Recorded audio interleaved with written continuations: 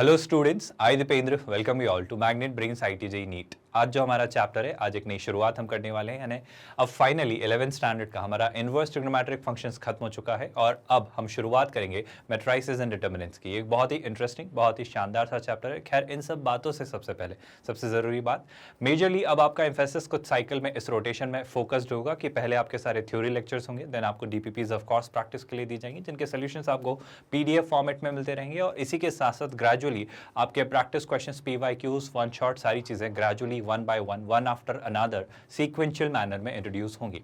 तो आज के लिए सबसे खास बात यह कि आपका 12th स्टैंडर्ड का trigo inverse trigonometric function basically खत्म हो चुका है और अब हम शुरुआत कर रहे हैं मैट्रिसेस एंड डिटरमिनेंट्स। ये दो अलग अलग चैप्टर्स हैं बेसिकली, पर इन्हें ऑफ कोर्स हम मर्ज्ड मैनर में देखेंगे क्योंकि आईआईटी जेईई बेसिकली इनमें कोई भेदभाव नहीं करता है। मतलब वो मैट्रिसेस एंड डिटरमिनेंट्स के कांसेप्ट्स मिक्स करके ही पूछता है।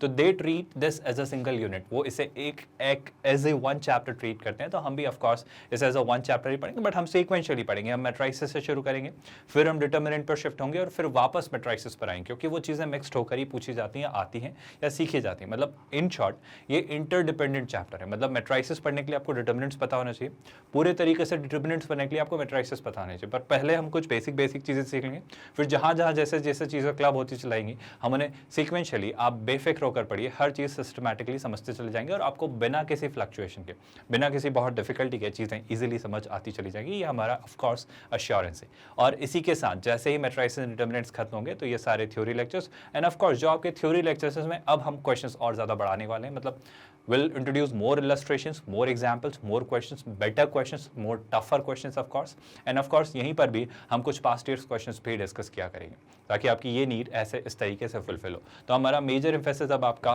सिलेबस टाइमली कंप्लीट करवाने पर, ताकि पहले सारे थ्योरी लेक्चर्स हो and of course parallel manner में आपको डीपीपीज मिलती रहेंगी, उनके पीडीएफ फॉर्मेट में सोल्यूशन, और उसी के साथ साथ सीक्वेंशियली जैसा आपको बताया गया आपके प्रैक्टिस क्वेश्चंस, पीवाईक्यू, ये सारी चीज़ें आपको मिलती रहेंगी और वन शॉट भी ऑफ कोर्स आते रहेंगे। तो ये सीक्वेंस में अब चलेगा, पहले थ्योरी, डीपीपी, पैरेलल और फिर ये तीन चीज़ें। तो बने रहिएगा आखिरी तक क्योंकि बहुत सारी चीज़ें आने वाली है। जैसा आपको प्रॉमिस किया गया था उससे कहीं ज़्यादा और भी काफ़ी कुछ डिलीवर होने वाला है, but win a sequential manner, one after another. तो इसी के साथ आज का लेक्चर शुरू करेंगे क्लास। आज हम जो पढ़ने वाले हैं that is matrices and determinants. इसमें जो आज का हमारा टॉपिक है which is basic introduction of matrices. Matrix के बारे में हम पढ़ेंगे कि मैट्रिक्स होता क्या है, अलग अलग टाइप्स ऑफ मैट्रिक्स पढ़ेंगे कि ये मैट्रिक्स क्या होता है, इसमें ऐसा क्या होता है, और उन पर बेस्ड काफ़ी सारी चीज़ें हम ग्रेजुअली सीखते चले जाएंगे लेक्चर बाय लेक्चर। बट आज का लेक्चर मेजरली इसी बात पर बेस्ड है कि मैट्रिक्स होता क्या है और वो किस किस तरह के मैट्रिसेस होते हैं, मतलब टाइप्स ऑफ मैट्रिसेस पर हम बातें करेंगे। आई होप आज के सेशन की आपको रूपरेखा क्लियर है और अच्छे से आपको क्लियर है कि हम क्या क्या चीज़ें पढ़ने वाले। बहुत इंटरेस्टिंग चैप्टर है, बहुत अच्छा एप्लीकेशन होने वाले हैं इसके, और आप सीख पाएंगे कि रियल लाइफ में कैसे चीज़ें इसकी यूज़ होती हैं। ना सिर्फ ये, बल्कि ये जो चैप्टर है मैट्रिसेस एंड डिटरमिनेंट्स, से मैथ्स को और आसान बना देता है। मैथ्स की कई सारी प्रॉब्लम को इसके जरिए, इस मैट्रिसेस एंड डिटरमिनेंट्स के कंसेप्ट के जरिए और आसानी से सॉल्व कर लिया जाता है। खैर, ये सारी चीज़ें आप ग्रेजुअली सीखेंगे। अभी फिलहाल हम शुरुआत करते हैं इस चैप्टर की, और इस चैप्टर को शुरू करने से पहले सबसे सिंपल सी और सबसे ज़रूरी बात है स्टूडेंट्स, आई होप आपको पता है कि मैग्नेट ब्रेन्स हमारा इकलौता ऐसा प्लेटफॉर्म है जो आपको free of cost quality education देता है। मतलब आप यकीन करिए, पूरे तरीके से फ्री ऑफ कॉस्ट, पूरा प्रोग्राम, पूरा कोर्स, पूरा module, everything you get at free of cost. मतलब कोई हिडन चार्जेस नहीं है, कोई सब्सक्रिप्शन बेस्ड मॉडल नहीं है कि आपसे 2 लेक्चर्स फ्री में दिखाकर वो ट्रायल वर्जन खत्म हो जाएगा और फिर पेड मॉड्यूल शुरू हो जाएगा और फिर आपको पेमेंट करना होगा। ऐसा कुछ भी नहीं है। पूरा प्रोग्राम, पूरा कोर्स, पूरा module at absolutely zero cost, at absolutely no cost. और यकीन करिए इसमें क्या क्या चीज़ें हैं, मतलब आप ऑलमोस्ट एजुकेशन सेक्टर में हर एक चीज़ को हम कैटर कर रहे हैं। जैसे कि अगर आप देखेंगे किंडरगार्टन से 12th स्टैंडर्ड, अलग अलग बोर्ड्स, अलग अलग मीडियम्स पर हम बातें कर चुके हैं। इसी के साथ साथ अगर आप देखें तो ये सारी चीज़ें, जैसे कि आपके अलग अलग कॉम्पिटिटिव एग्जाम्स, IIT JEE जैसे एग्जाम, नीट जैसी exam, NTSE, olympiad, CUET, railway, banking, SSC, ऐसे ऑलमोस्ट हर सेक्टर, हर सेगमेंट में हम मौजूद हैं। आपको करना कुछ नहीं है, हमारी वेबसाइट www.magnetbrains पर जाइए, आपको यहाँ पर सारी चीज़ें एक्सेसिबल होंगी। एक और चीज़ स्टूडेंट्स, हम आपको IIT JEE के हमारे मॉड्यूल में क्या क्या चीज़ें डिलीवर करने वाले हैं एट फ्री ऑफ कॉस्ट, वो भी डिस्कस कर लेते हैं। हम शुरुआत करेंगे आपके सारे टॉपिक्स के थ्योरेटिकल लेक्चर्स कवर करने पर, जिसमें हम कई सारे इलस्ट्रेशन, एग्जाम्पल और पास्ट ईयर्स क्वेश्चंस रखेंगे ताकि हर कंसेप्ट को एक डिटेल्ड मैनर में आपको सिखाया जा सके, समझाया जा सके, पढ़ाया जा सके, ताकि कंसेप्ट को वहीं ग्रेजुअली हम उस लेवल पर लेकर जाएं। जब भी हर टॉपिक कंप्लीट होगा तो उसकी आपको प्रैक्टिस के लिए डीपीपी मिलेगी। उस डीपीपी को प्रैक्टिस करके उस टॉपिक को आप और कंसोलिडेट बनाएंगे और उसका PDF मैनर में हम आपको सोल्यूशन देंगे ताकि आप उस डीपीपी को और अच्छे तरीके से कंसोलिडेट कर पाएँ। और समझ पाएं कि हाँ सोल्यूशन देकर कि आपने चीज़ें कैसे की और अपने आंसर्स वेरीफाई कर पाएं। जहाँ भी आपको डाउट आता है स्टूडेंट्स, डाउट्स की चिंता मत करिए, आपके डाउट्स हाथों हाथ सॉल्व होंगे। आपके डाउट सॉल्व करने का एक नया मैकेनिज्म हमने डेवलप किया है। बड़ी सिंपल सी चीज़ हुई है स्टूडेंट्स, बहुत ध्यान से सुनिएगा। आपके डाउट्स अब आप हाथों हाथ 24 आवर्स में ही हमसे सॉल्व करवा सकते हैं। जहां स्टूडेंट्स को कई बार वेट करना होता था कि सर डाउट्स आपको भेजे तो हैं, बट ऑफ कोर्स वो लाइव लेक्चर आने में टाइम लगता था और फिर आपके डाउट्स सॉल्व होते थे, अब आपके डाउट्स और भी जल्दी सॉल्व हो जाएंगे। आपको करना कुछ नहीं है स्टूडेंट्स, इस वीडियो के डिस्क्रिप्शन में एक लिंक दिखाई देगा, उस लिंक पर लिखा होगा आस्क योर डाउट। वहां अपने डाउट्स प्रॉपर्ली सही ब्राइटनेस में क्लिक करिए, उन्हें सही रिजोल्यूशन में क्लिक करिए ताकि वो प्रॉपर्ली विजिबल हो। उस फोटो को ठीक से क्रॉप करिए और वहां पर उस लिंक पर क्लिक करके, आस्क योर डाउट लिंक पर क्लिक करके हमें फॉरवर्ड करिए। आपका डाउट का सोल्यूशन आपको उसी नंबर पर, आपके व्हाट्सएप नंबर पर रिसीव होगा। ना सिर्फ ये स्टूडेंट्स, बल्कि आपके डाउट्स जब आप भेजें तो उसमें एक रिमार्क का ऑप्शन भी आता है। वहाँ फॉर्म जब आप फिल करेंगे, जब आप अपना डाउट सबमिट करेंगे, तो रिमार्क के अंदर आप और क्लियर मैनर में मेंशन कर सकते हो कि एग्जैक्टली आपको कौन सी चीज़ है उस क्वेश्चन में जो बॉदर कर रही है, और आप उसे और स्पेसिफिकली हमसे पूछ सकते हैं। तो आपके सारे डाउट्स, आपके सारे इश्यूज अब और जल्दी रिजॉल्व होंगे और इन्हें और जल्दी आप सॉल्व कर पाएंगे। ना सिर्फ आपके डाउट स्टूडेंट्स, इसी के साथ साथ ग्रेजुअली जब आपके सारे थ्योरी लेक्चर्स हो चुके होंगे तब हम इंट्रोड्यूस करेंगे प्रैक्टिस क्वेश्चंस, और ये हर चैप्टर पर आपको मिलते हैं। हर चैप्टर पर आपको हम अश्योर कर रहे हैं कि आपको 1500 क्वेश्चंस मिलें प्रैक्टिस के लिए। मतलब हर टॉपिक पर minimum on an average 100 questions हम आपको देंगे, ताकि ओवरऑल चैप्टर से मिनिमम आपको प्रैक्टिस के लिए 1500 क्वेश्चंस मिले, ताकि आप और अच्छे से हर चैप्टर को मजबूत बना पाएं, बेहतर बना पाएं और उसे कंसोलिडेट करके उसमें एक अच्छी कमांड हासिल कर पाएं। ना सिर्फ हम प्रैक्टिस क्वेश्चन देने वाले, बल्कि स्टूडेंट्स हम PYQ भी लाने वाले हैं, यानी IIT मेंस और एडवांस के PYQ भी आएंगे और इनके भी पास्ट ईयर्स क्वेश्चंस को हम सॉल्व करेंगे।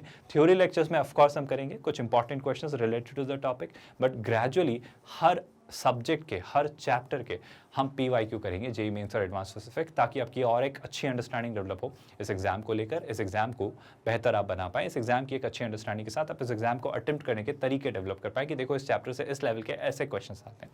इसी के साथ साथ स्टूडेंट्स हम इंश्योर करने वाले हैं कि आपके चैप्टर वाइज टेस्ट भी होंगे ऑफकोर्स, जिनको देकर आप इसे और अच्छा मजबूत बना पाएंगे और आप देख पाएंगे अपने चैप्टर की प्रोग्रेस, अपना सेल्फ असेसमेंट, सेल्फ एनालिसिस कर पाएंगे। ना सिर्फ ये, बल्कि ऑफकोर्स स्टूडेंट्स आपको वक्त वक्त पर सारे फैकल्टी मेंबर्स हर वो चीज़ जो ज़रूरी है उसको लेकर गाइड करते रहेंगे। जो भी चीज़ को लेकर रिलेटेड इन्फॉर्मेशन चाहिए हम आकर आपको नोटिफाई करते रहेंगे। एंड ऑफ कोर्स आपके नॉन एकेडमिक कोई भी इशू है तो उन्हें भी हम रिजॉल्व करवाने में आपकी भरपूर भरसक मदद करेंगे, ताकि हर संभव मदद करेंगे, ताकि आप एकेडमिक्स पर अपना फुल फोकस होकर फुल फ्लेजेड मैनर में अच्छे से तैयारी कर पाएं और अपने एकेडमिक्स को इम्पैक्ट ना होने दें। इसी के साथ साथ स्टूडेंट्स ऑफ कोर्स आपके आखिर में हम वन शॉट रिविजन भी लेकर आएंगे, ताकि आप हर एग्जाम के वक्त हर चैप्टर को अच्छे से रिवाइज करके मजबूत होकर जाएं, ताकि आपको वो एंजाइटी ना रहे कि ये चैप्टर हुआ या नहीं। ऑफकोर्स चैप्टर तो सारे होने ही हैं, रिविजन हुआ या नहीं, तो वो एंजाइटी भी हम खत्म कर देंगे। वो वन शॉट, वो प्रिसाइज टू द पॉइंट, काफ़ी सारे न्यूमेरिकल्स के साथ वन शॉट रिविजन बनाएंगे और आप अच्छे से हर चैप्टर को और अच्छे से रिवाइज करके जाएंगे।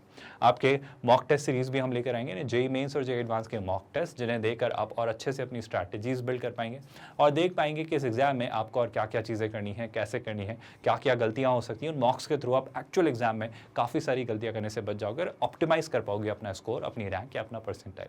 ये सारी की सारी चीज़ें स्टूडेंट्स मैग्नेट ब्रेन्स का मॉड्यूल आपको देता है फ्री ऑफ कॉस्ट। वेबसाइट पर जाइए, हमारे YouTube channel magnet brains IIT JEE NEET, वहाँ पर आपको सब कुछ एक्सेसिबल होगा at free of cost. With that students शुरू करते हैं आज का चैप्टर। मैट्रिसेस के बारे में डिस्कशन शुरू करेंगे, जिसका सिंगुलर वर्जन होता है मैट्रिक्स, यानी एक सिंगल मैट्रिक्स को मैट्रिक्स और मल्टीपल मैट्रिक्स रखे हैं तो उसका प्लूरल हो जाता है मैट्रिसेस, है ना। तो मैट्रिक्स एग्जैक्टली होता क्या है, मैट्रिक्स को कैसे समझा जाता है। मैं कह रहा हूँ अगर इस सारी बात को छोड़कर मैं एक सिंपल सा, एक जनरल सा आइडिया आपको देने की कोशिश करूँ, सो जनरली इस तरह के आपके ये जो ब्रैकेट होता है, पैरेंथेसिस जैसे आप कहते हैं, इसमें हम रोज और कॉलम्स में चीज़ें अरेंज करते हैं। जैसे आपने टेबलर फॉर्मेट में चीज़ें देखी, जैसे मान लो मुझे कुछ चीज़ें मैनेज करनी है। चीज़ें कैसे मैनेज करनी है, जैसे let's say you are seeing different sports और वहाँ पे आपके स्कूल या आपके कॉलेज के अलग अलग गेम्स हैं। जैसे मान लो आपके स्कूल में अलग अलग स्पोर्ट्स हैं, मान लो देयर इज़ क्रिकेट, है ना, and let's say there is football, let's say वहाँ पर फुटबॉल और क्रिकेट के अलावा let's say there another sport, let's call it hockey. तो ये कुछ मेजरली 3 स्पोर्ट्स आपके स्कूल में खेले जाते हैं और इनमें लेट्स से कुछ मेजरली, जो अगर मैं हायर सेक्शन की बात करूँ तो सर 3 स्टैंडर्ड के बच्चे अक्सर पाए जाएंगे, 10th के, 11th के और 12th के। तो सर ये 3 क्लास के बच्चे हैं जो स्टूडेंट्स हैं जो इन अलग अलग स्पोर्ट्स को खेल रहे हैं और मुझसे डेटा मांगा जा रहा है कि इन स्पोर्ट्स को जो पार्टिसिपेट कर रहे हैं, इन स्पोर्ट्स में जो अलग अलग क्लास के स्टूडेंट खेल रहे हैं।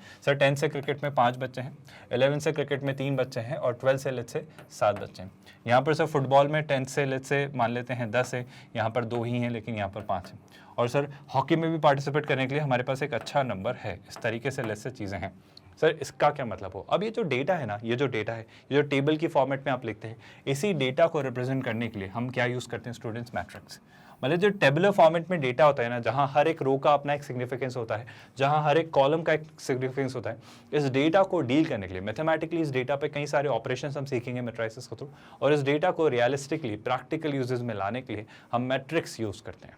आई होप आप बात समझ पा रहे हैं कि मैट्रिक्स को जनरली किस तरीके से, किस मैनर में उठाया जाता है, वो कहाँ से बनते हैं, उनका ओरिजिन क्या है और उन्हें किस तरीके से यूज़ किया जाता है। खैर इस बारे में और डिटेल में हम डिस्कशन करेंगे, बट मेरा कंसेप्ट आप समझ पा रहे हो कि मैं किस कॉन्टेक्स्ट में आपको चीज़ें दिखाना चाह रहा हूँ कि मैट्रिक्स का ओरिजिन क्या है। और मैट्रिक्स क्या है इसमें मैट्रिक्स ये पूरी टेबल नहीं है, मैट्रिक्स है वो डेटा।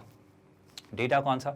जो आपका लिखा हुआ डेटा है, और इस डेटा में क्या होगा? ऑफ कोर्स नंबर्स होंगे, रियल या कॉम्प्लेक्स, कुछ भी हो सकता है, doesn't matter.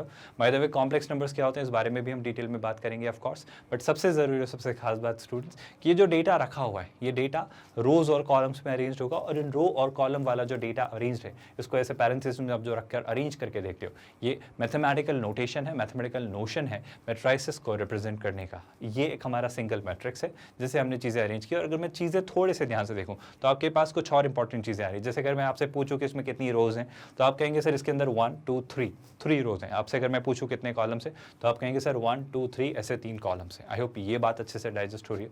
Similarly in elements को डिनोट करने का, इन एलिमेंट्स को नोट करने का भी एक तरीका होता है। खैर उस पर मैं आता हूँ, लेकिन उससे पहले मैं आपको कुछ चीज़ें समझा देता हूँ। जैसे यहाँ पर लिखा हुआ है स्टूडेंट्स, अगर हम ध्यान से देखें तो एक बड़ा इंपॉर्टेंट सा पॉइंट हमको नजर आ रहा है sir, A rectangular array, array मतलब वही आपका rectangular array वाला representation of samples which could be real or complex. So you need to remember, वहाँ मैट्रिक्स में ज़रूरी नहीं है कि सारे रियल ही नंबर्स हों, या तो वो रियल हो या कॉम्प्लेक्स, या दोनों भी हो सकते हैं। आई होप आप मेरा पॉइंट डाइजेस्ट कर पा रहे हो कि मैट्रिसेस में आपको कॉम्प्लेक्स नंबर्स भी मिल सकते हैं। खैर इस बारे में हम कॉम्प्लेक्स नंबर चैप्टर में डिटेल में बात करेंगे या कर चुके हैं। खैर फिलहाल आपके लिए जो सबसे ज़रूरी बात है कि मैट्रिक्स यानी जो आपने देखा अरेंजमेंट पैरेंथेसिस में, यहाँ पर नंबर्स जो होंगे वो रियल भी हो सकते हैं, कॉम्प्लेक्स भी हो सकते हैं, डजंट मैटर, है ना। खैर along rows and columns is called a matrix. तो यहाँ पर आपको क्या मिलेंगी? आपको रोज मिलेंगी और आपको क्या मिलेंगे? कॉलम्स। यहाँ तक मेरे ख्याल से कोई डाउट नहीं है।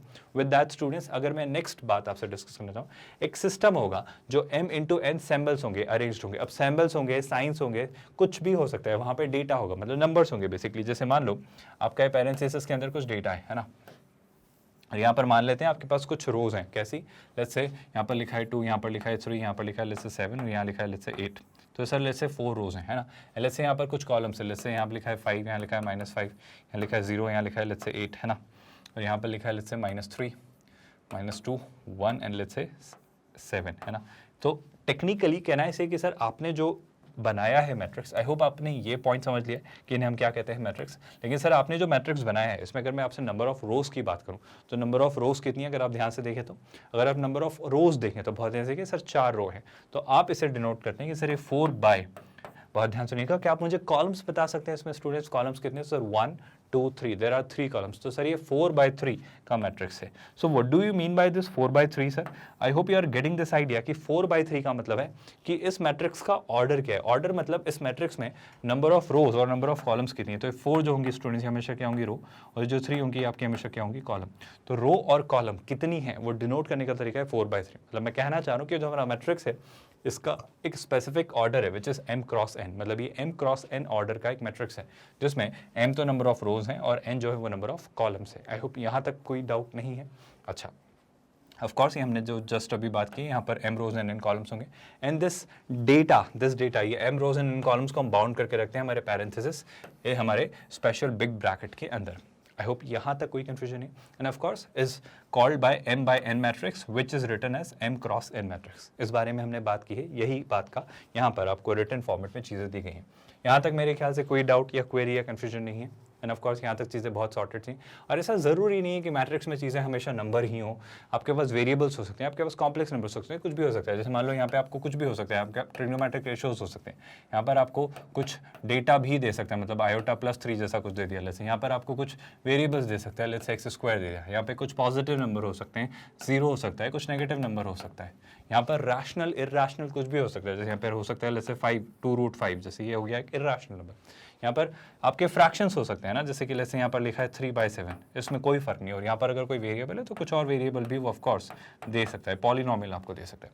तो इस तरीके से आपके complex numbers, trigonometric numbers, ratios, मतलब आपके irrational number, rational number, positive negative integers, आपके हर तरह का नंबर, आपके वेरिएबल्स कुछ भी यहाँ हो सकते हैं। एंड ऑफ कोर्स अगर मैं इसका ऑर्डर आपसे पूछूँ तो आप सोच के बताइए स्टूडेंट, सर अगर आप इसका ऑर्डर जानना चाह रहे हो तो अगर मैं पहले नंबर ऑफ रोज पूछना हूँ तो 1 2 3, सो सर इसमें 3 तो रोज हैं, तो पहले क्या आती है row, followed by number of columns, और कॉलम्स की अगर आप बात करें तो सर इसमें 1 2 3, देयर आर 3 कॉलम्स, तो 3/3 का एक मैट्रिक्स है।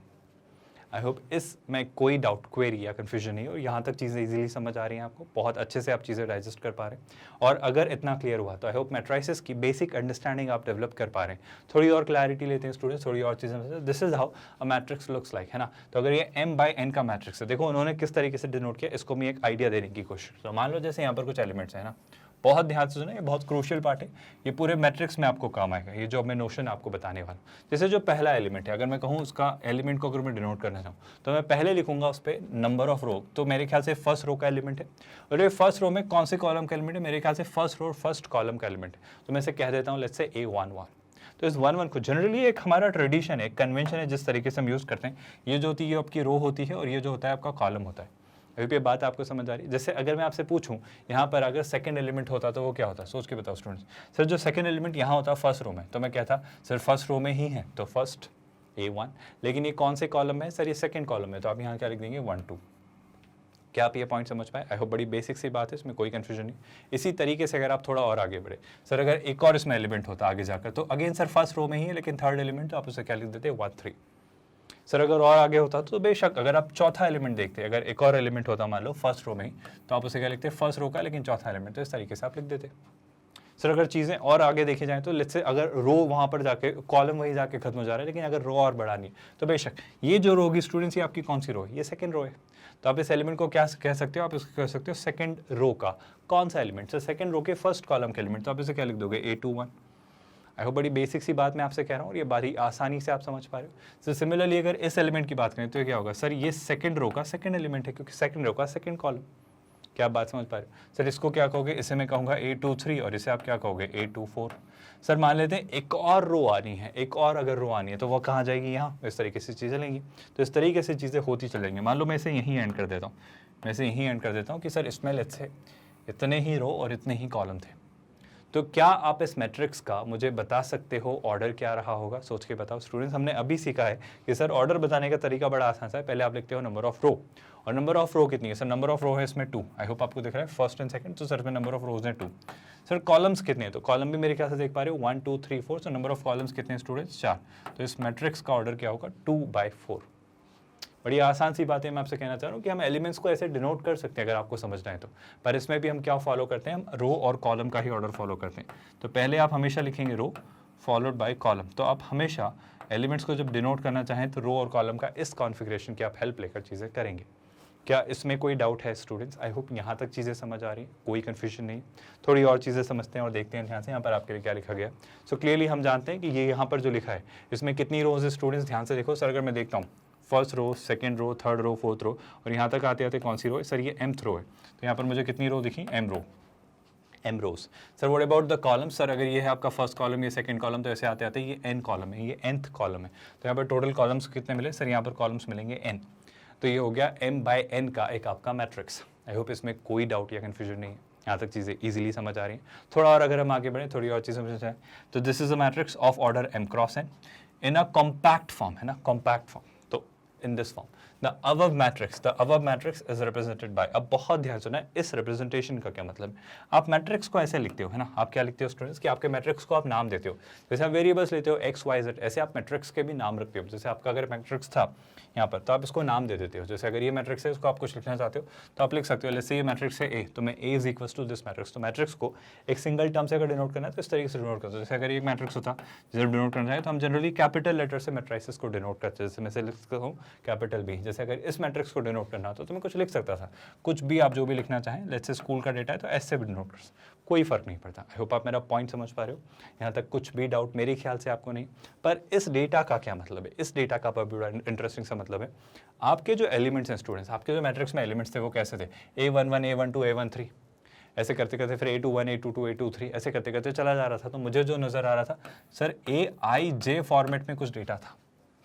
जैसे जो मैट्रिक्स है हमारा A, let's call it matrix A, तो A मैट्रिक्स में जो डेटा था वो AIJ फॉर्मेट में था। ये जो लिख रहा है यहाँ पर स्टूडेंट्स के साथ AIJ फॉर्मेट में, लेकिन I और J के बारे में भी वो कुछ आपसे कह दे रहा है।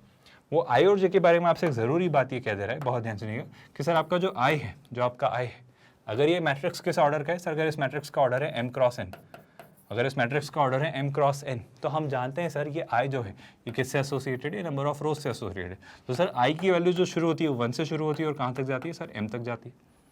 अगर बड़ी बेसिक सी बात है जो समझ आ रही है। और सर जो J की वैल्यू वो कॉलम से एसोसिएटेड है ना, J मतलब N, तो J की जो वैल्यू स्टूडेंट्स वो कहाँ से शुरू होती है सर, वो 1 से शुरू होती है और वो कहाँ तक जाती है, N तक जाती है। क्या यहाँ तक कोई कन्फ्यूजन है स्टूडेंट्स? बड़ी सिंपल सी बात है, मैंने कहनी चाहिए आपसे कि अगर आप यहाँ पर ध्यान से देखो तो ये जो हमने मैट्रिक्स का रिप्रेजेंटेशन सीखा था, हमने जो मैट्रिक्स का रिप्रेजेंटेशन यहाँ पर जो ये AIJ वाले फॉर्मेट में सीखा था, तो अगर मैं इस तरीके से आपको चीज़ें समझाना चाहूँ तो यहाँ पर क्या है सर, ये जो आपका I है, I मतलब क्या, ये जो है, ये जो पहला एलिमेंट है, ये आपके किसको डिनोट कर रहे हैं, सब I को रिप्रेजेंट कर रहे हैं। तो अगर मैं इन I की बात करूँ तो ये I कहाँ से कहाँ तक जा रहा है सर, ये जा रहा है 1 से शुरू हो रहा है और ये 2 तक जा रहा है। आई होप आप देख पा रहे हो। अगर कॉलम्स की बात करें, यस है ना, और अगर मैं कॉलम्स की बात करूँ, आई थिंक सही जा रहा है, ये रोज़ हैं, है ना, बिल्कुल सही। और अगर सर आप कॉलम्स की बात करते हैं, कॉलम क्या है सर, ये वाला डेटा, ये जो है ये आपके कॉलम की इन्फॉर्मेशन है। आई होप आप देख पा रहे हो। तो अगर आप कॉलम की बात करो तो कॉलम कहाँ से शुरू हो रहा है सर, 1 से शुरू हो रहा है, लेकिन वो भी कहाँ तक जा रहा है, 4 तक।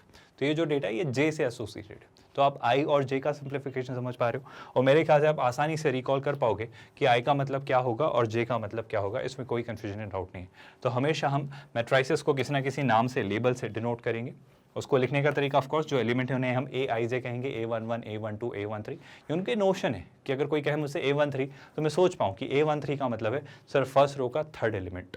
आई होप आप बात समझ पाए। First row and third column में जो इंटरसेक्शन होगा वही आपका A13 होगा।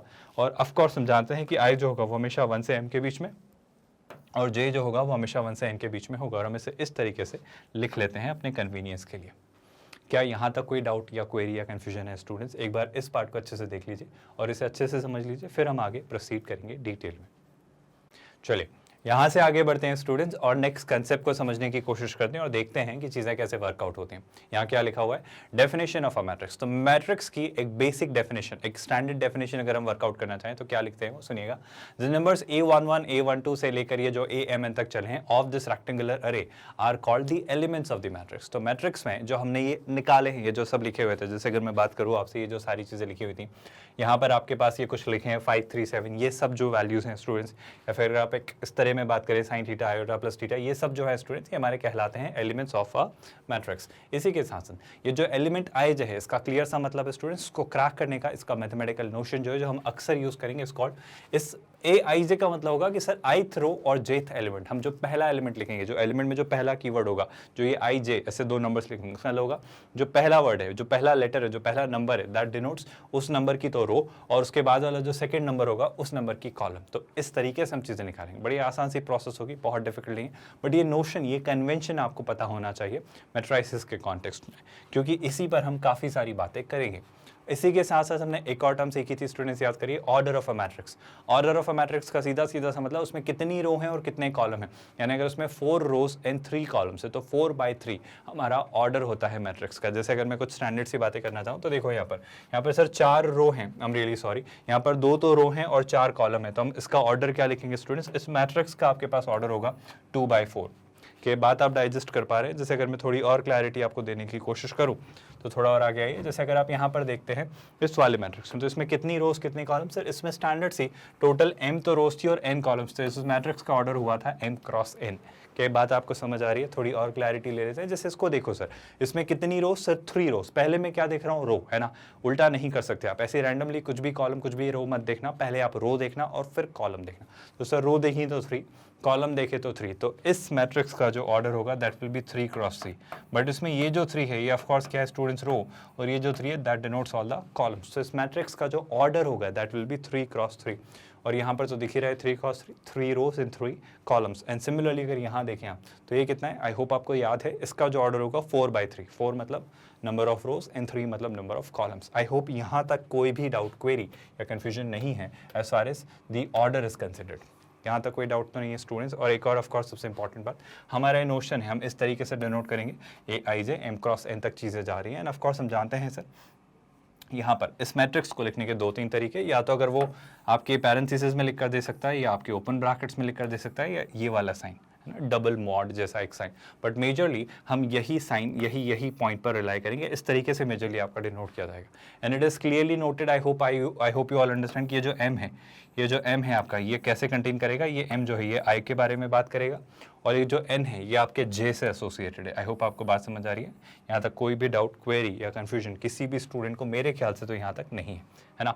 और अगर यहाँ तक चीज़ें समझ आई तो अब थोड़ी और अंडरस्टैंडिंग लेते हैं। एक सिंपल सा क्वेश्चन, मैं बस इससे ये चाह रहा हूँ कि आप डेटा अरेंज करना सीख पा रहे हो नहीं, आप चीज़ें मैट्रिक्स में डेटा को ऑर्गेनाइज करना सीख पा रहे हो नहीं, या चीज़ों को आप चीज़ें समझ पाते हो नहीं कि देखो ऐसे चीज़ें होती हैं। जैसे अगर मैं आपसे बात करना चाहूँ, ये क्वेश्चन है सिंपल सा स्टूडेंट्स, बस मोटिव ये है कि आपको डेटा अरेंज करना सिखा पाऊँ। खैर इतने आसान, इतने सिंपल क्वेश्चन आएंगे नहीं, बट जो मैट्रिक्स की बेसिक अंडरस्टैंडिंग मैंने आपको देने की कोशिश की है वो मैं समझना चाह रहा हूँ कि आपको क्लियर हो या नहीं। तो एक बार स्क्रीन पॉज करिए और जल्दी से इस क्वेश्चन को समझिए और डेटा ऑर्गेनाइज करके देखिए कि क्या आप ऐसा रख पाते हैं जैसे इस क्वेश्चन में दिया गया है। आई होप आपने ट्राई ज़रूर किया स्क्रीन पॉज करके, और कमेंट में लिखा कि हाँ सर हमने किया, या आपने कैसे किया, या जो भी आपकी प्रोसेस या अप्रोच रही तो मुझे जल्दी से बताइए कि आपने कैसे वर्कआउट किया। क्वेश्चन में देखो ध्यान से स्टूडेंट्स क्या लिखा हुआ है। सर एक इंटर स्पोर्ट्स मीट हो रही है लोकल कॉलेजेस की, तो लोकल कॉलेजेस हैं उनकी इंटर स्पोर्ट्स मीट हो रही है, और जो गेम्स खेले जाएंगे वो कौन कौन से होंगे sir, TT, hockey, badminton, tennis and basketball. तो कुछ गेम्स हैं। आई होप इससे आइडिया लग चुका होगा आपको कि या तो रोज़ बनेंगी या कॉलम्स, जो भी आपको बनाना चाहें। और इसी के साथ साथ 3 कॉलेजेस सर मेरिट के जो पार्टिसिपेट कर रहे हैं ना, कौन कौन से students, 3 college of merit sent the following. तो एक तो है मेरठ कॉलेज, एक है नानक चंद कॉलेज, और एक देवनागरी कॉलेज। तो हमारे पास 3 कॉलेज हैं।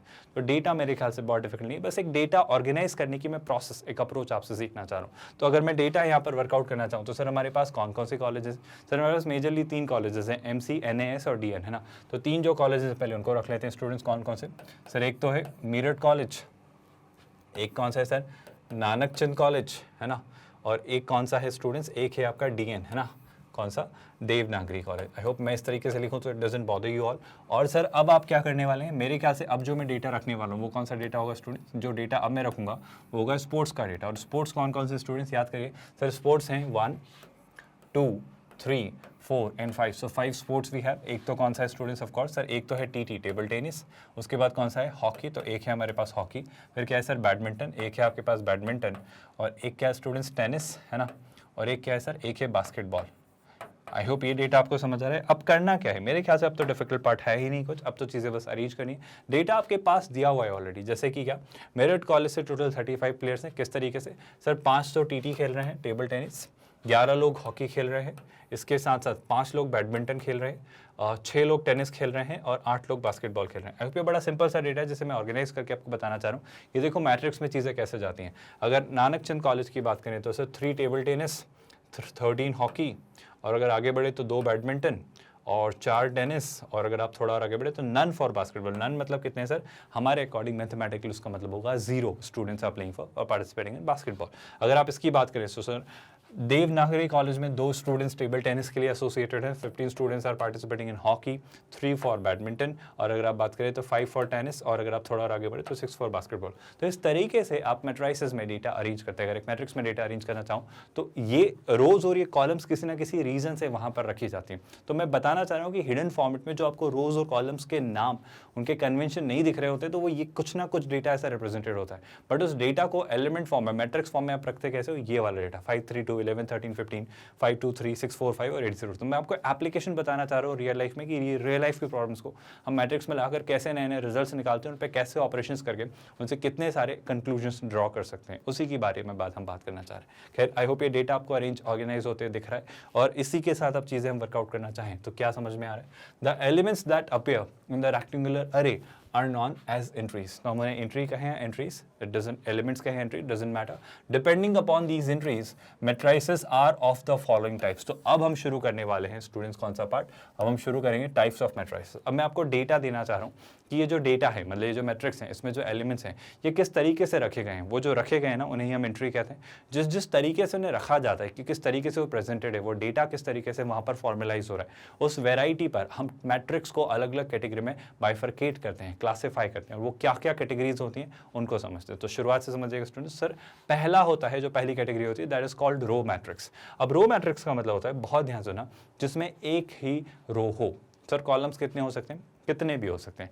अगर किसी मैट्रिक्स में एक ही रो है, जैसे फॉर एग्जांपल एक मैट्रिक्स लिया ए, है ना, तो इस मैट्रिक्स में क्या है, जैसे यहाँ पर एक एलिमेंट लिखा है 1, है ना, कॉमा नहीं लगेगा फर्स्ट, यहाँ पर लिखा है जैसे -2, यहाँ पर लिखा है जैसे -7, यहाँ लिखा है जैसे कॉमा, पता नहीं क्यों मैं लगा रहा हूँ, सेट थ्योरी की शायद आदत हो गई है, तो इस तरीके से चीज़ें रखी हुई हैं। तो ये आपके पास कितने एलिमेंट्स रखे हुए हैं, सर ये आपके पास रखे हुए 4 एलिमेंट्स। सर 4 एलिमेंट्स कैसे रखे हुए हैं, ये 4 अलग अलग कॉलम्स में रखे हुए हैं, बट रो कितनी है, सर रो तो एक ही है। अगर इसका मैं ऑर्डर बताना चाहूँ तो ऑर्डर क्या होगा, सर इसका ऑर्डर होगा 1/4। आई होप आपको पता है ये आपका क्या होता है स्टूडेंट्स, रो, और ये क्या होती है आपकी कॉलम, है ना। क्लियरली आपको डेटा दिख रहा होगा, ये आपका कौन सा एलिमेंट है, A11, A12, A13, A14।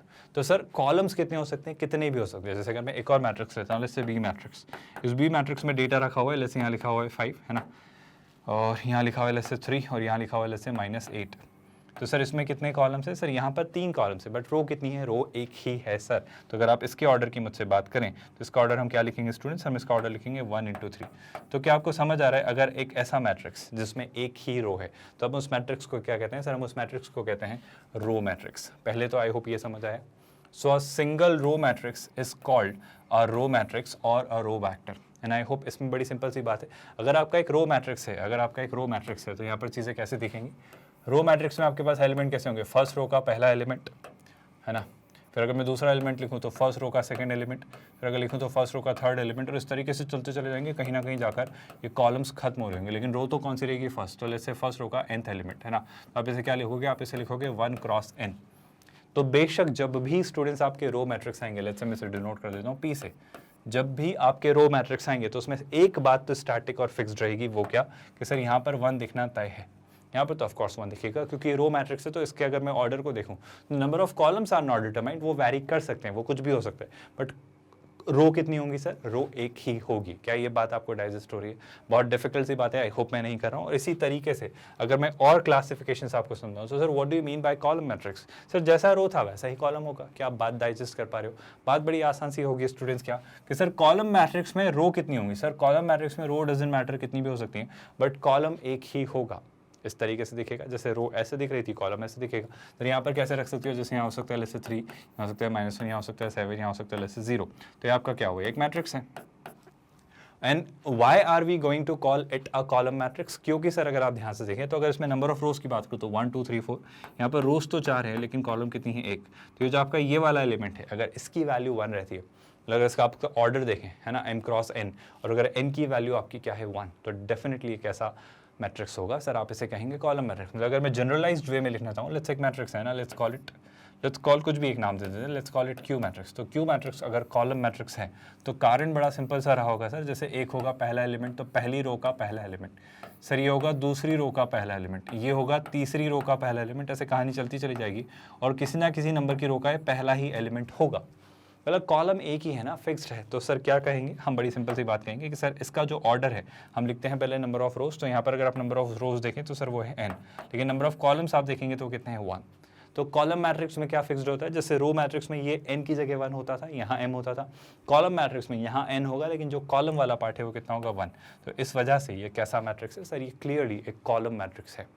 I hope यहाँ तक कोई डाउट नहीं है, आप याद रख पाएंगे कि रो मैट्रिक्स और कॉलम मैट्रिक्स का मतलब क्या था, और इनका विजुअलाइजेशन क्लियर रखिएगा कि रो मैट्रिक्स मतलब कैसा स्टूडेंट्स, डेटा इस तरीके से स्प्रेड होगा, रो एक ही रहेगी, कॉलम मल्टीपल हो सकते हैं। सर कॉलम मैट्रिक्स का क्या मतलब, कॉलम मैट्रिक्स का मतलब होगा स्टूडेंट्स क्या, कि रोज वैरी कर सकती हैं, रो कितनी भी हो सकती है, बट यहाँ पर आपका कॉलम कितने रहेंगे, सर कॉलम आपका एक ही रहेगा। क्या इस बात में कोई डाउट या कन्फ्यूजन है? आई होप यहाँ तक कोई भी कन्फ्यूजन या डाउट किसी भी स्टूडेंट को नहीं है। Then sir what do you mean by a square matrix, ये सब टर्मिनोलॉजीज क्वेश्चंस में आने वाली हैं स्टूडेंट्स। मतलब क्वेश्चन में आपको पूछ लिया जाएगा कि स्क्वायर मैट्रिक्स दिया हुआ है, मतलब बोलेगा कि सर ए एक स्क्वायर मैट्रिक्स है, तो बोलेगा नहीं कि एग्जैक्टली स्क्वायर मैट्रिक्स क्या होता है। ये आपकी अंडरस्टैंडिंग होनी चाहिए कि आप समझ पाएं कि स्क्वायर मैट्रिक्स क्या होता है। वो क्वेश्चन में लिख देगा that X is a row matrix, तो आपको क्लिक होना चाहिए कि रो मैट्रिक्स मतलब उसमें रो एक ही है। आप आई होप ये बात समझ पा रहे हो। और अगर आपसे कोई कह रहा है स्क्वायर मैट्रिक्स, तो स्क्वायर मैट्रिक्स बड़ा ही इंटरेस्टिंग सा मैट्रिक्स होता है स्टूडेंट्स। स्क्वायर मैट्रिक्स के बारे में जितना आप नॉलेज सिंपल सा पहले तो ये समझ पाए वो ये कि स्क्वायर मैट्रिक्स में आपके नंबर ऑफ रो और नंबर ऑफ कॉलम सेम होंगे। मतलब अगर कोई मैट्रिक्स है m क्रॉस n ऑर्डर का, और अगर उसमें m और n इक्वल हैं, अगर उसमें m और n इक्वल हैं, नंबर ऑफ रो और नंबर ऑफ कॉलम अगर इक्वल हैं, है ना, तो हम क्या कहेंगे स्टूडेंट्स, जैसे अगर लेट्स से मैट्रिक्स है, एक मैट्रिक्स है x, है ना, तो हम कहेंगे ऑफ कोर्स कि इस मैट्रिक्स में अगर नंबर ऑफ रोज और कॉलम्स इक्वल हैं, तो ये जो मैट्रिक्स है आपका x, ये क्या है स्टूडेंट्स, ये एक स्क्वायर मैट्रिक्स है। क्या ये बात आप याद रख पाएंगे स्टूडेंट्स? बहुत अच्छे से, बहुत क्लियरली याद रखिएगा, बहुत इंपॉर्टेंट सी बात है। ये इंपॉर्टेंट सी बात इसलिए है क्योंकि इस पर क्वेश्चंस मैक्सिमम मैनर में बनते हैं, एंड डिटर्मिनेंट्स जो होते हैं वो स्क्वायर मैट्रिक्स से ही निकल कर आते हैं, सबसे ज़रूरी बात। एंड ऑफ कोर्स इस बात को ऐसे भी समझिए, बहुत ध्यान सुनिएगा, कि स्क्वायर मैट्रिक्स में कुछ अच्छी अच्छी चीज़ें आप देखेंगे। जैसे सोचो, मैं एक सिंपल सा सिनेरियो देता हूँ, सर फर्स्ट रो का फर्स्ट एलिमेंट, फर्स्ट रो का second element, and let's say first row का थर्ड एलिमेंट, मान लो मैं इसे 3x3 बनाना चाहता हूँ। यहाँ से हटा के इसको थोड़ा सा अलग बना लेते हैं, क्योंकि ये तो आपका m क्रॉस n है, तो यहाँ पर आप अननेसेसरीली कंफ्यूज ना हो, तो इसको मैं थोड़ा सा अलग बना लेता हूँ। बहुत ध्यान सुनिएगा। लेट्स से अगर मैं एक स्क्वायर मैट्रिक्स थर्ड ऑर्डर का बनाना चाहता हूँ, बहुत ध्यान से सुनिए, अगर थर्ड ऑर्डर का बनाया मतलब क्या, ये आपका फर्स्ट रो का फर्स्ट एलिमेंट, फर्स्ट रो का सेकेंड एलिमेंट, फर्स्ट रो का थर्ड एलिमेंट, बहुत ध्यान सुनिएगा, सेकेंड रो का फर्स्ट एलिमेंट, सेकेंड रो का सेकेंड एलिमेंट, और ये सेकेंड रो का third element. Similarly third row का फर्स्ट एलिमेंट, और ये थर्ड रो का सेकेंड एलिमेंट, एंड ये थर्ड रो का थर्ड एलिमेंट। तो आपको कुछ बहुत ही इंटरेस्टिंग चीज़ें दिखेंगी, जैसे कि ये हमेशा इक्वल पॉइंट पे ही खत्म होगा। अगर ये 3 है तो ये भी 3 है, क्योंकि ऑफकोर्स ये एक स्क्वायर मैट्रिक्स है, जिसका जो लास्ट एलिमेंट होगा इस मैनर में, वो ऑफकोर्स क्या होगा, सेम, मतलब उसका रो और कॉलम दोनों का नंबर सेम होने वाला है। और यही तो स्क्वायर मैट्रिक्स की खास बात है। तो अगर एक कोई स्क्वायर मैट्रिक्स आपको दिखता है, तो हमेशा उसमें आपको क्या दिखेंगे, सर जितनी नंबर ऑफ कॉलम्स होंगी, या उल्टा कहना चाहूँ, जो भी आप कहना चाहिए, उतने ही नंबर ऑफ रोज वहाँ पर आपको दिखेंगे। क्या इस बात में कोई कंफ्यूजन है? अगर आप समझना चाहें, स्क्वायर मैट्रिक्स देखना चाहें, ये अंडरस्टैंडिंग डेवलप हो जाना बहुत ज़रूरी है स्टूडेंट्स, क्योंकि इन पर बातें बहुत सारी घुमा फिरा कर पूछी जाती हैं। तो जब भी आपको नंबर ऑफ रो और नंबर ऑफ कॉलम सेम दिखें, है ना, वो ये कह रहा है number of rows and columns क्या हो स्टूडेंट सेम, तो उस तरह के मैट्रिक्स को आप क्या कहते हो, उस तरह को आप स्क्वायर मैट्रिक्स कहते हो। और m और n को डिनोट करने का आप सीधा सीधा तरीका सोच लेते हो n। तो स्क्वायर मैट्रिक्स होता है जिसमें m और n इक्वल होते हैं। क्या यहाँ तक कोई कन्फ्यूजन है स्टूडेंट्स? आई होप ये पार्ट भी अच्छे से समझ आया। विद दैट अब अगर हम आगे बढ़ें, कुछ और चीज़ एक्सप्लोर करें, तो आपका एक और मैट्रिक्स आता है which is called null matrix और जीरो मैट्रिक्स। एक ही बात है, या तो कहेगा वो नल मैट्रिक्स या जीरो मैट्रिक्स। ये बहुत इंपॉर्टेंट से मैट्रिसेस हैं, क्योंकि मैं बार बार इस बात में एम्फसाइज कर रहा हूँ कि आपको क्वेश्चन में लिख के नहीं देगा वो कि ये कुछ ऐसा है, या डेफिनेशन नहीं बताएगा, वो बस बोलेगा कि ये क्या है। और हो सकता है ऑप्शन में लिखा हो कि ये क्या है, तो वो पूछेगा ऑप्शन ए में नल मैट्रिक्स, तो आपको क्लिक होना चाहिए कि नल मैट्रिक्स या जीरो मैट्रिक्स एग्जैक्टली होता क्या है ना। अगर आप यहाँ पर ध्यान से देंगे, सिर्फ all the elements of matrix are equal to zero. अगर किसी मैट्रिक्स के सारे ही एलिमेंट जीरो हो जाएं, अगर किसी मैट्रिक्स के सारे ही एलिमेंट जीरो हो जाएं, तो उस मैट्रिक्स को हम क्या कहते हैं, नल मैट्रिक्स। अच्छा, ऑर्डर कुछ भी हो सकता है, ऑर्डर कुछ भी हो सकता है, यानी इस बात पे गौर फरमाइएगा। सर आपका क्या मतलब है, नल मैट्रिक्स कैसा दिखता होगा? एक एग्जाम्पल देता हूँ। नल मैट्रिक्स ऑफकोर्स आपको कैसा दिख सकता है, आपको ऐसा दिख सकता है। सर ये तो रो मैट्रिक्स हुआ, तो ये रो मैट्रिक्स भी है और नल मैट्रिक्स भी है।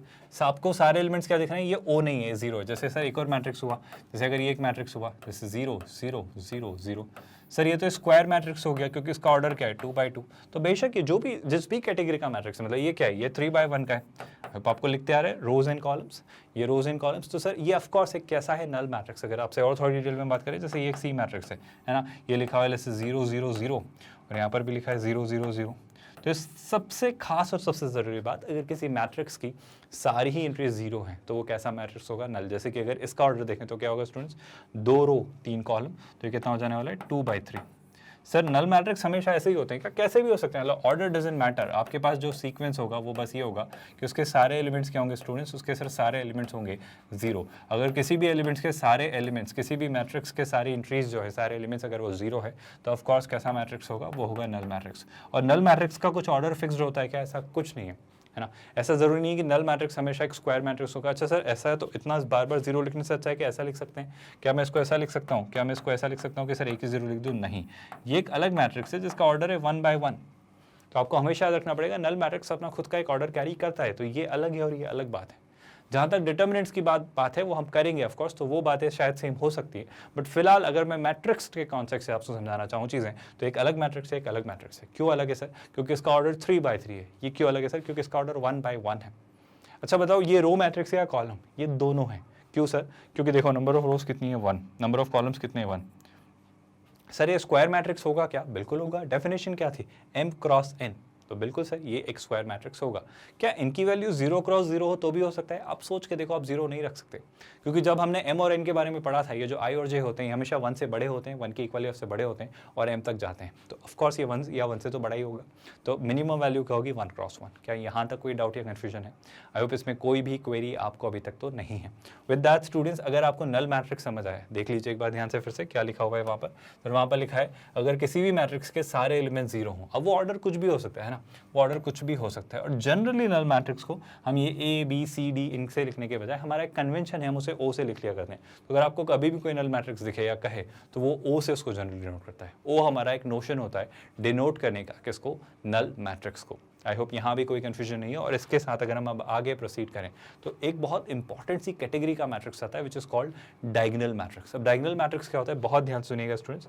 डायगोनल मैट्रिक्स का मतलब है कि उसके जो डायगोनल एंट्रीज हैं, उसकी जो डायगोनल पर, डायगोनल मतलब पहली बात तो देखो डायगोनल मैट्रिक्स में कुछ कंडीशंस आती हैं। पहली कंडीशन क्या होती है? पहली कंडीशन तो है कि वो क्या होना चाहिए? वो एक स्क्वायर मैट्रिक्स होना चाहिए। पहली कंडीशन तो है कि वो एक स्क्वायर मैट्रिक्स होना चाहिए। वो डेफिनेशन समझना स्टूडेंट, बहुत मजेदार सी बात है, आप बहुत अच्छे से इसको समझ पाओगे अगर आपने इसको ध्यान से देखा। देखो ध्यान से सर, पहली बात तो क्या होना चाहिए सर? वो एक स्क्वायर मैट्रिक्स होना चाहिए। स्क्वायर मैट्रिक्स मतलब क्या?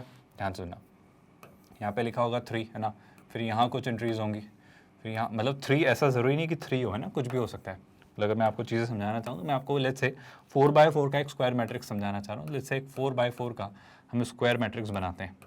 मैं इन एलिमेंट्स को लिखूंगा, पर बेशक मैं पहले 4/4 का एक स्कोप देख लेता हूँ। तो पहली बात तो क्या होना चाहिए सर? पहली बात तो ये कि वो क्या होना चाहिए सर? वो एक स्क्वायर मैट्रिक्स होना चाहिए। तो पहली कंडीशन ऑफ कोर्स वो क्या होगा? एक स्क्वायर मैट्रिक्स होगा। क्या ये बात आपको समझ आई? दूसरी बात, स्क्वायर मैट्रिक्स में अगर मैं डायगोनल एलिमेंट्स को देखूं, डायगोनल एलिमेंट्स कौन कौन से सोच के देखो, A11, A22, A33 और A44। क्या आप समझ पा रहे हो? मतलब अगर आप इनकी बात करो सर, अगर आप इन एलिमेंट्स की बात करो, A11, A22, A33 और A44, अगर आप इन एलिमेंट्स की बात करते हो सर, इन एलिमेंट्स के अलावा बाकी सारी एंट्रीज अगर 0 हैं, I repeat my statement, except the diagonal elements, if all the other entries are 0, है ना, मतलब अगर ये सब क्या है स्टूडेंट्स? ये 0, ये 0, ये 0, ये भी 0, ये भी 0, ये भी 0, ये भी 0, ये भी 0, ये भी 0, ये भी 0, ये भी 0 एंड ऑफ कोर्स ये भी 0। अगर सर ये सारी एंट्रीज 0 है सर, बाकी एंट्रीज बाकी 0 हो या नहीं हो हमें फर्क नहीं पड़ता।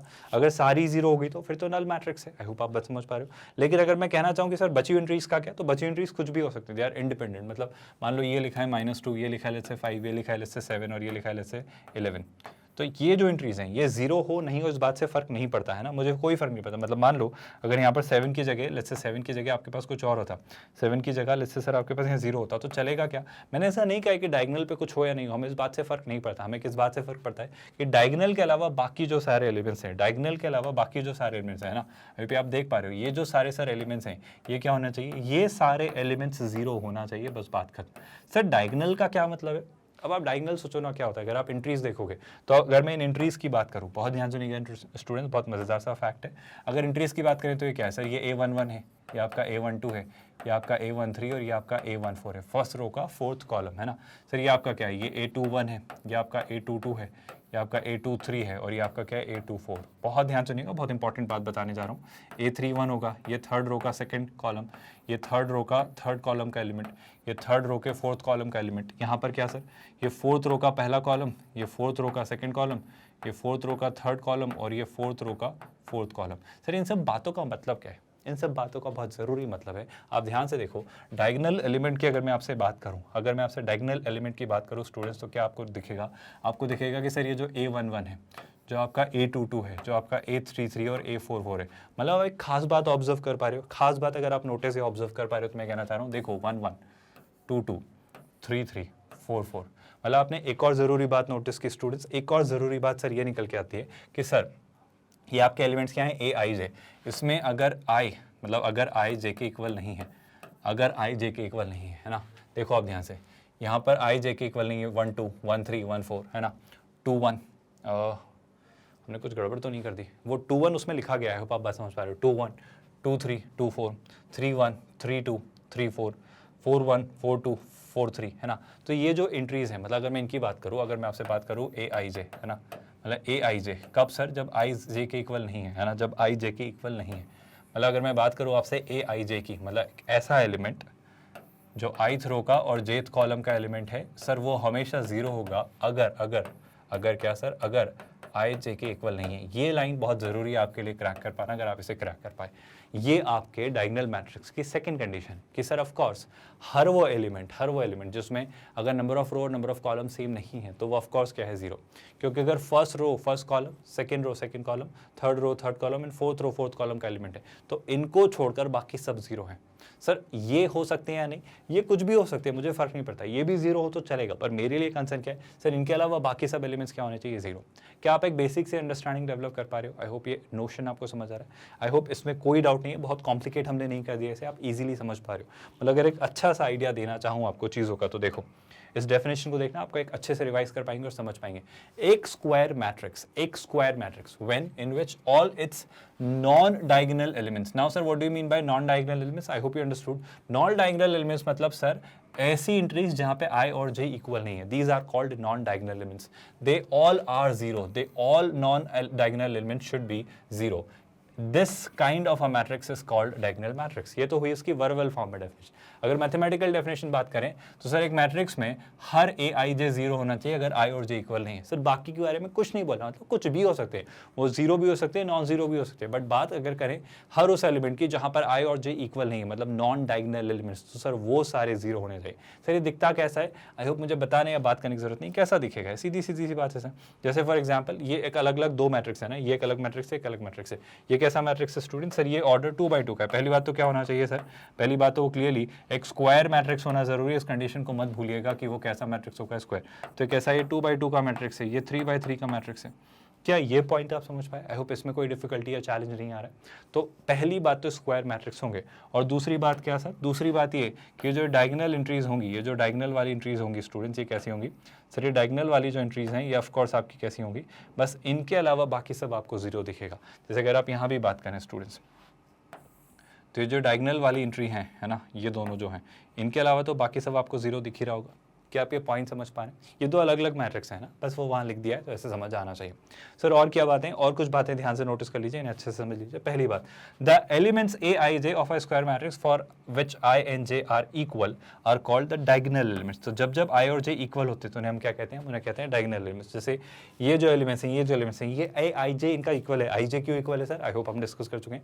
यहाँ पे A1 1, ये A2 2, ये A3 3, ये A4 4, तो 1 1 2 2 3 3 4 4, ये सब खुद की इक्वल है, 1 1 के, 2 2 के, 3 3 के और 4 4 के, है ना।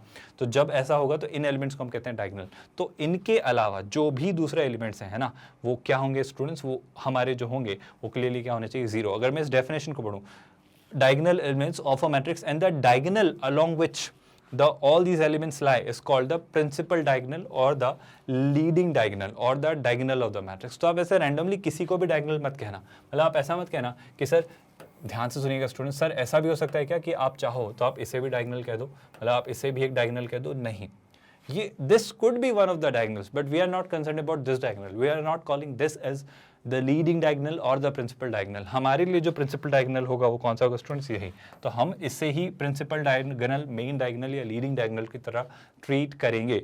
मतलब ऐसा मत कहना है स्टूडेंट्स, कोई भी समझदार स्टूडेंट्स ऐसा प्लीज़ ना कहे कि सर देखो मेरे पास एक मैट्रिक्स है, देखो सर यहाँ पर एक मैट्रिक्स है, अगर मैं इसकी एंट्रीज की बात करूँ सर, एक ही एंट्री और एक ही एंट्री और एक ही एंट्री, है ना, ये आपकी कुछ एंट्रीज हैं ऑफकोर्स, है ना, और इनमें से अगर मैं इंट्रीज पे कुछ वैल्यूज लिखना चाहूँ, कुछ डेटा फीड करना चाहूँ, लेट्स से सर ये कुछ लिखा है, लेट्स से 3, ये लिखा है 2, ये लिखा है 0, है ना, यहाँ लिखा है लेट्स से 5, यहाँ लिखा है 0 और यहाँ लिखा है -7, यहाँ लिखा है 2, यहाँ लिखा है 3 और यहाँ लिखा है 0। सर आप ध्यान से देखो, यहाँ पर भी तो ये जो इंट्रीज हैं, यहाँ पर भी ये जो डायगोनल की इंट्रीज हैं ये 0 0 हैं, है ना। अगर आप में से कोई भी स्टूडेंट्स ऐसा सोच के कहे कि सर देखो ये भी तो एलिमेंट्स इन सीरीज 0 हैं, तो ये ऑफकोर्स एक स्क्वायर मैट्रिक्स था। आई टोटली एक्सेप्ट दैट ये एक स्क्वायर मैट्रिक्स था, पहली कंडीशन फुलफिल्ड।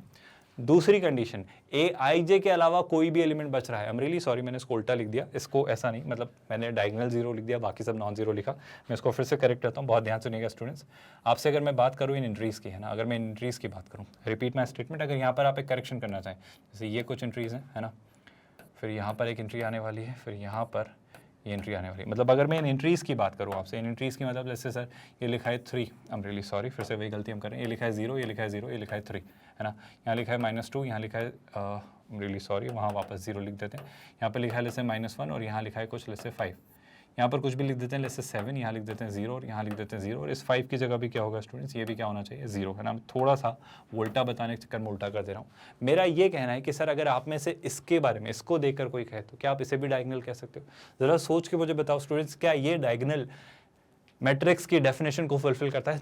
सिंपल सी डेफिनेशन जो हमने पढ़ी, बस उसे अप्लाई करके देखो।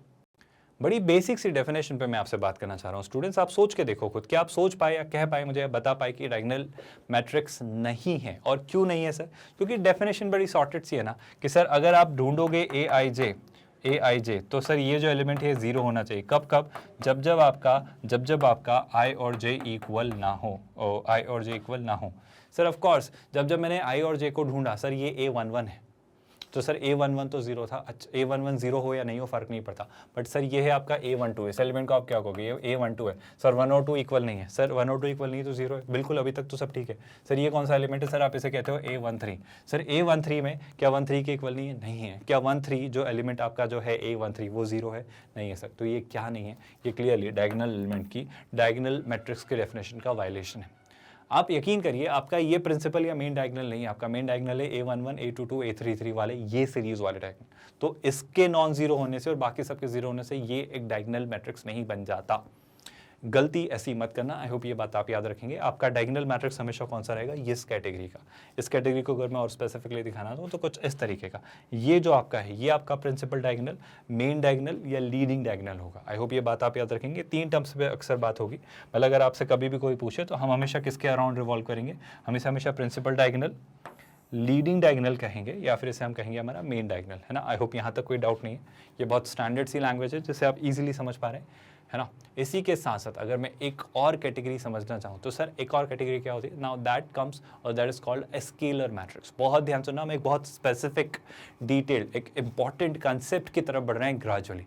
हमने पहले पढ़ा डायगोनल, हमने पहले बहुत सारी चीज़ें पढ़ी ऑफकोर्स, बट अगर मैं स्पेसिफिकली इस कॉन्टेक्स्ट में बात करूँ तो पहले हमने समझा डायगोनल, अब डायगोनल से निकल कर आता है स्केलर मैट्रिक्स। कैसे? बहुत ध्यान सुनिएगा सर। स्केलर मैट्रिक्स में कुछ नहीं होता है, एक स्क्वायर मैट्रिक्स ही होगा। तो पहली कंडीशन तो वापस कैसा होगा स्टूडेंट्स? आई होप अब देखो वो डेफिनेशन में लिख रहा है स्क्वायर, तो आपको स्ट्राइक करना चाहिए स्क्वायर मैट्रिक्स क्या होता है। सर स्क्वायर मैट्रिक्स का मतलब होगा एक ऐसा मैट्रिक्स जिसमें नंबर ऑफ रोज और नंबर ऑफ कॉलम सेम होगी। आई होप ये बात आपको समझे। अ square matrix in which all the diagonal elements are equal and other elements are equal to 0। क्या आपको क्लिक हुआ? आई होप मुझे कुछ कहने या बोलने समझाने की जरूरत नहीं है। ये डायगोनल मैट्रिक्स की ही और स्पेसिफिक कैटेगरी है जहां पर डायगोनल एलिमेंट्स क्या होंगे? सारे सर इक्वल हो जाएंगे। आप फिर से सुनिएगा बहुत ध्यान से। जैसे मान लो सर एक मैट्रिक्स है, जैसे देयर इज अ मैट्रिक्स और लेट्स से ये मैट्रिक्स है 4x4 ऑर्डर का, है ना। ये मैट्रिक्स है एक 4x4 ऑर्डर का, है ना। अब इसमें कुछ एंट्रीज हैं, जैसे लिखा है 2, ये लिखा है 0, ये लिखा है 0 और ये लिखा है 0। फिर अगला एलिमेंट है, जैसे ये लिखा है 0, ये लिखा है 2, ये लिखा है 0 और ये लिखा है 0। फिर एक और यहाँ पर आ रही है एंट्री 0 0, लेकिन ये लिखा है 2 और ये लिखा है 0। फिर यहाँ पर और आ रही है 0 0 0, लेकिन ये लिखा है 2। चलो एक काम करते हैं, 2 की जगह -2 लिख देते हैं। बस बहुत बात को ध्यान से सुनना। सर क्या ये एक मैट्रिक्स है? बिल्कुल है। क्या ये एक स्क्वायर मैट्रिक्स है? बिल्कुल है। सर क्या ये एक डायगोनल मैट्रिक्स है? बिल्कुल है। सर क्या ये एक स्केलर मैट्रिक्स है? बिल्कुल है। क्यों है? पहले तो तीनों बातों पे बात करते हैं। सर स्क्वायर मैट्रिक्स क्यों है? सर स्क्वायर मैट्रिक्स इसलिए है क्योंकि इसका ऑर्डर देखो, number of rose 4, number of columns 4, तो क्लियरली ये एक 4x4 का मैट्रिक्स है। और जैसे ही 4 और 4 इक्वल हुए तो पहली कंडीशन तो क्या कि हाँ सर ये एक स्क्वायर मैट्रिक्स है। Sir what about this matrix being a diagonal matrix? हमें सर जितना पता है वो इतना कि सर अगर इस मैट्रिक्स में मैं नंबर ऑफ रोज और नंबर ऑफ कॉलम्स को छोड़ के अगर मैं डायगोनल को देखना चाहूँ, डायगोनल मतलब आई होप आपको स्ट्राइक करता है स्टूडेंट्स, डायगोनल क्या होता है? सर डायगोनल मतलब ये वाला पार्ट, है ना। डायगोनल मतलब कौन सा part? A11, A22, A33, A44। Sir अगर इनके अलावा बाकी एंट्रीज देखी जाए, तो बाकी एंट्रीज के बारे में खास बात क्या है? सर बाकी सारी एंट्रीज फॉर्चुनेटली क्या हो जा रही है? 0। बाकी सारी एंट्रीज क्या हो जा रही है? 0। क्या आपको दिख रही है? मतलब सर एक और बड़ी इंपॉर्टेंट सी बात हम देख पा रहे हैं कि सर ए आई जे मतलब ith रो का jth एलिमेंट 0 है जब आई और जे इक्वल नहीं है। बिल्कुल सर, ये हो चुका, और जैसे ही ये हुआ तो हम एक और कंक्लूजन पर आ जाएंगे, क्या कि सर ये कैसा मैट्रिक्स है? सर ये एक डायगोनल मैट्रिक्स है ना। सर स्क्वायर भी हो गया, डायगोनल भी हो गया। अगर फॉर्चुनेटली एक स्क्वायर डायगोनल, मतलब आप ऐसे ही कहते हो डायगोनल मैट्रिक्स में, अगर फॉर्चुनेटली आपको कुछ ऐसा दिख जाए, कैसा दिख जाए कि आपका जो ये डायगोनल है, अगर ये डायगोनल है, इसके सारी एंट्रीज सेम हो, अगर फॉर्चुनेटली ये सारी ही एंट्रीज सेम हो, अगर ये सारी ही एंट्रीज सेम हो, मतलब डायगोनल एलिमेंट्स की सारी एंट्रीज सेम हो, तो आप उसे क्या कहोगे? सर हम उसे कहेंगे कि वो बेसिकली एक स्केलर मैट्रिक्स है। आई होप ये पॉइंट अच्छे से समझ आया, इसमें अभी तक कोई भी डाउट नहीं है और ये बहुत अच्छे से आप डाइजेस्ट कर पा रहे हो। तो स्केलर मैट्रिक्स मतलब क्या स्टूडेंट्स? सर स्केलर मैट्रिक्स मतलब उसकी सारी जो डायगोनल एंट्रीज होंगी, जो डायगोनल एंट्रीज होंगी सर, वो क्या होंगी? सर वो सब सेम होगी। वो सब क्या होंगी स्टूडेंट्स? सेम।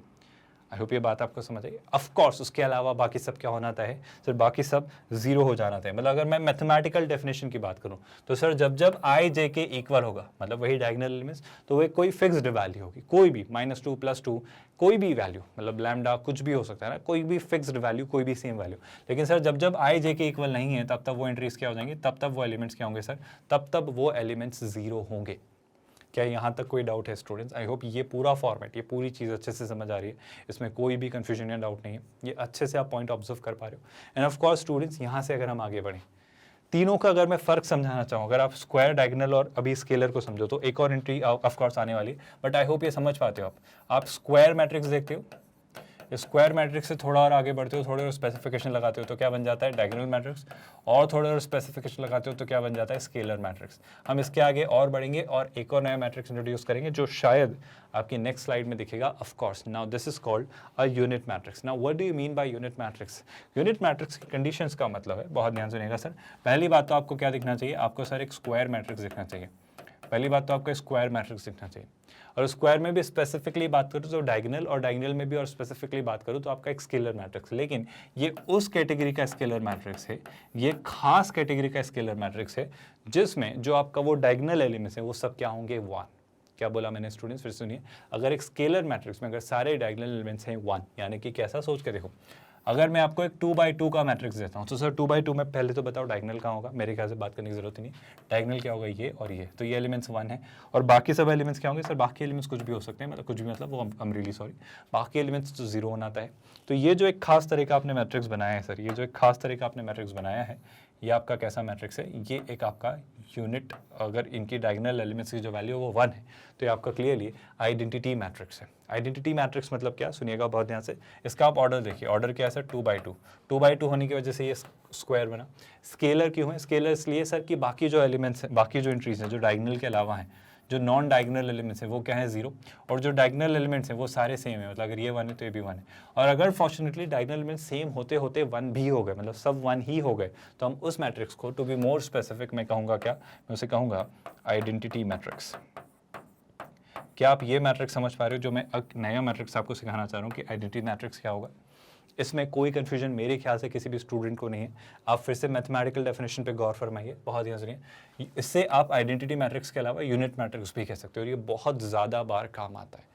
कहीं ना कहीं किसी ना किसी क्वेश्चन में किसी ना किसी फॉर्मेट में लिखा होगा यूनिट मैट्रिक्स या आइडेंटिटी मैट्रिक्स, तो आपको आइडेंटिफाई करते आना चाहिए कि यूनिट मैट्रिक्स या आइडेंटिटी मैट्रिक्स कुछ इस तरीके से दिखते होंगे मतलब क्या? एक स्क्वायर मैट्रिक्स से डेफिनेशन सुनिएगा स्टूडेंट्स, बहुत काम आएंगी। पहली बात तो स्क्वायर मैट्रिक्स, अब जितने भी हम ये कुछ स्पेशल मैट्रिक्स पढ़ रहे हैं उनमें एक कंडीशन तो कॉमन है, वो सब स्क्वायर है। और स्क्वायर मतलब क्या? स्क्वायर मतलब sir number of rows and number of columns are same, ये बात याद रखिएगा। इन इसी के साथ साथ in which all its diagonal elements are equal to 1। पहली बात तो उसके सारे डायगोनल एलिमेंट्स सर 1 होने चाहिए। एंड एक और condition, all other elements are equal to 0। तो बचे हुए सारे एलिमेंट्स क्या होने चाहिए सर? बचे हुए सारे एलिमेंट्स 0 होने चाहिए। इस तरीके के मैट्रिक्स को हम क्या कहते हैं? या तो आप कह लीजिए उसे यूनिट मैट्रिक्स, या फिर आप उसे कह लीजिए आइडेंटिटी मैट्रिक्स। आप इस तरीके से उसे डिनोट करते हो, और जनरली ये भी एक मैथमेटिकल कन्वेंशन है कि आप उसे ईदर यू या फिर आई से डिनोट करते हैं। आप यूनिट मैट्रिक्स या आइडेंटिटी मैट्रिक्स हो, यू यानी यूनिट मैट्रिक्स, आई मतलब आइडेंटिटी मैट्रिक्स, तो आप इस तरीके से डिनोट करते हो।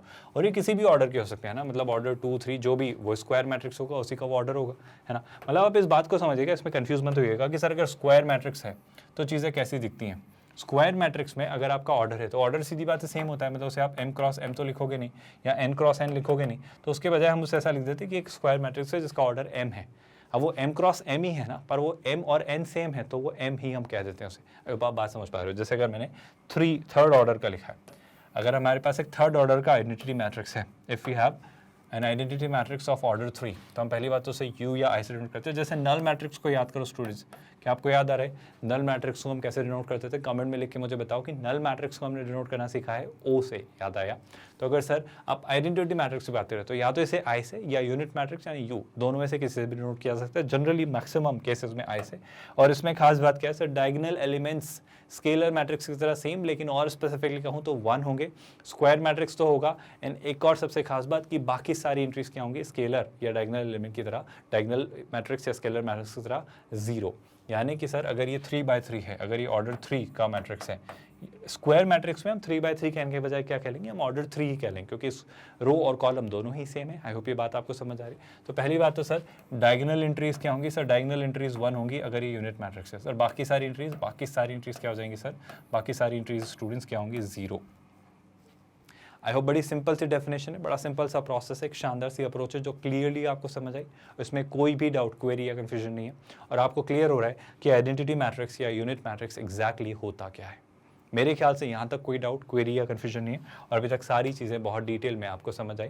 इसी के साथ साथ एक और कंसेप्ट को हम इंट्रोड्यूस करते हैं, वो क्या लिखा हुआ है, नेगेटिव ऑफ मैट्रिक्स। ये अभी तक हम क्या पढ़ते आ रहे हैं स्टूडेंट्स, हम मैट्रिसेस के टाइप्स पढ़ रहे हैं, अलग अलग कंस्ट्रेंट में कि देखो अगर एक ही रो है तो रो मैट्रिक्स, एक ही कॉलम है तो कॉलम मैट्रिक्स, सारी एंट्रीज 0 हैं, ऑर्डर कुछ भी हो सकता है तो वो क्या हो जाता है, नल मैट्रिक्स। अगर सर आपके स्क्वायर मैट्रिक्स देखने हैं तो वो क्या हो जाता है सर, नंबर ऑफ रो और नंबर ऑफ कॉलम सेम हो जाती हैं। फिर सर इसमें आपने पढ़ा है डायगोनल, तो डायगोनल क्या होगा कि डायगोनल एलिमेंट्स क्या होंगे, नॉन जीरो, बाकी सब मतलब डायगोनल एलिमेंट कुछ भी हो सकते हैं, नॉन जीरो जीरो कुछ भी, बस जो नॉन डायगोनल एलिमेंट्स हैं, जो लीडिंग डायगोनल के अलावा एलिमेंट्स हैं, जो प्रिंसिपल डायगोनल के अलावा जो बचे हुए एलिमेंट्स हैं, वो सब क्या होंगे सर, वो सब 0 होना चाहिए।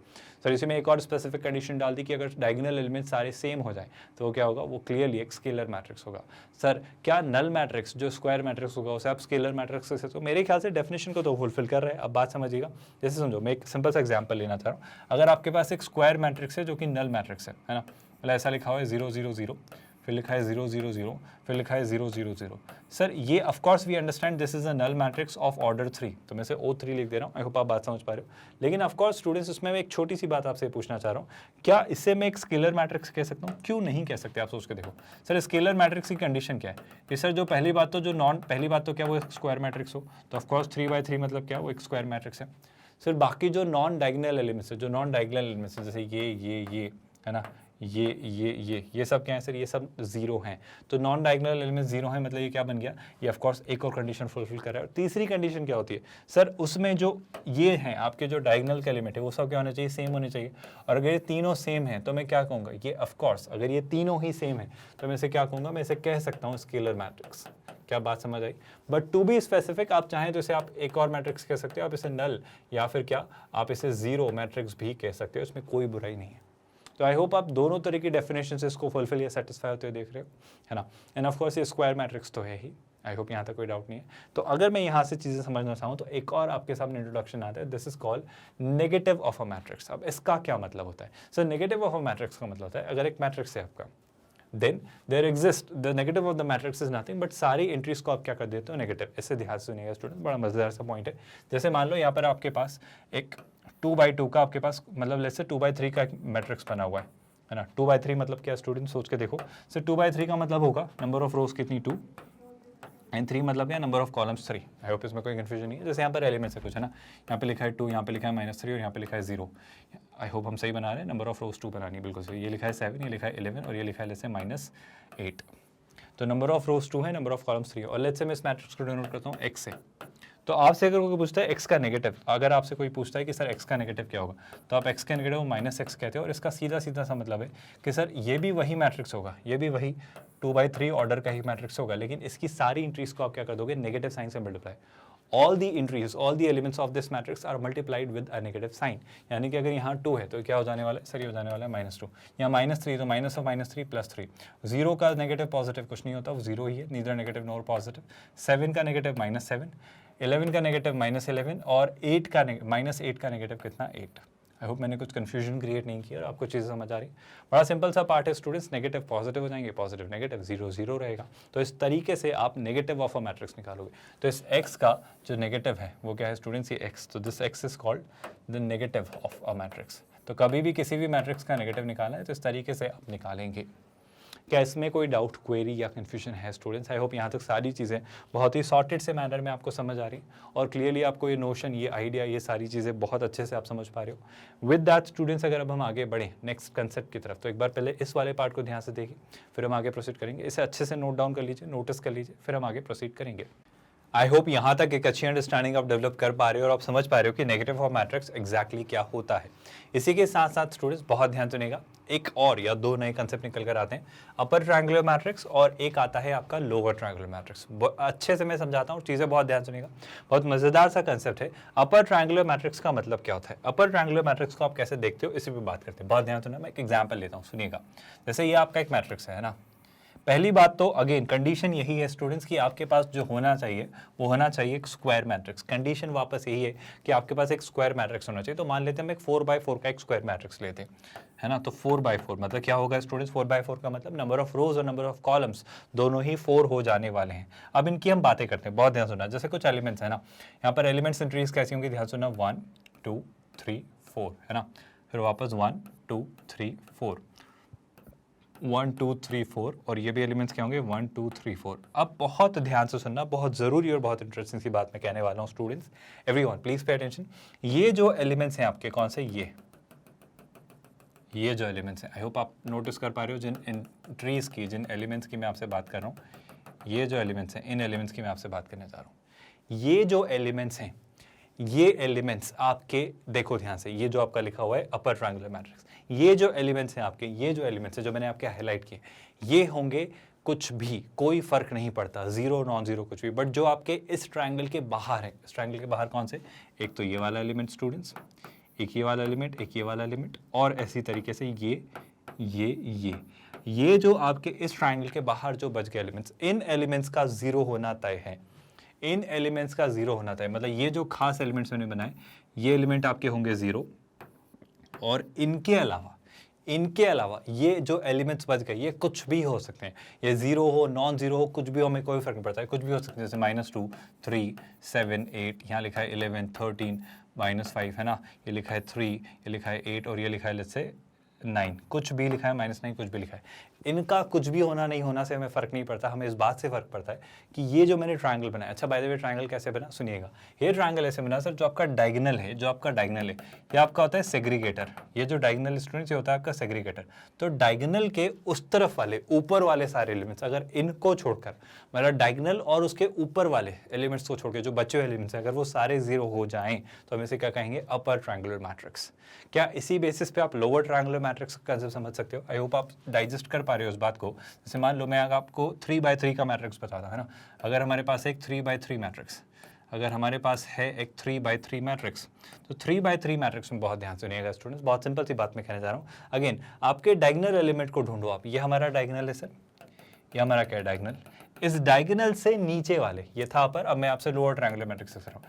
इस डायगोनल से नीचे वाले अगर मैं सारे एलिमेंट्स की आपसे बात करूँ, तो इन एलिमेंट्स को छोड़ के जो बच गए हैं एलिमेंट्स, इन एलिमेंट्स को छोड़कर जो एलिमेंट्स आपके बच गए हैं, एक ये और एक ये जो आपके 3 एलिमेंट्स बच गए हैं, अगर ये एलिमेंट्स जीरो हो जाएं, बाकियों के बारे में कुछ परवाह हमें नहीं है, बाकी कुछ भी होंगे चलेगा, बट अब जो एलिमेंट्स हैं इनके अलावा कुछ भी हो, है ना, जैसे -2 -7 8 0, मतलब जीरो भी हो तो चलेगा, 9, और लेट्स से ये लिखा है 11, है ना, लेट्स से -11, तो ये कुछ एलिमेंट्स लिखे हुए हैं, इनसे कोई फर्क नहीं पड़ता।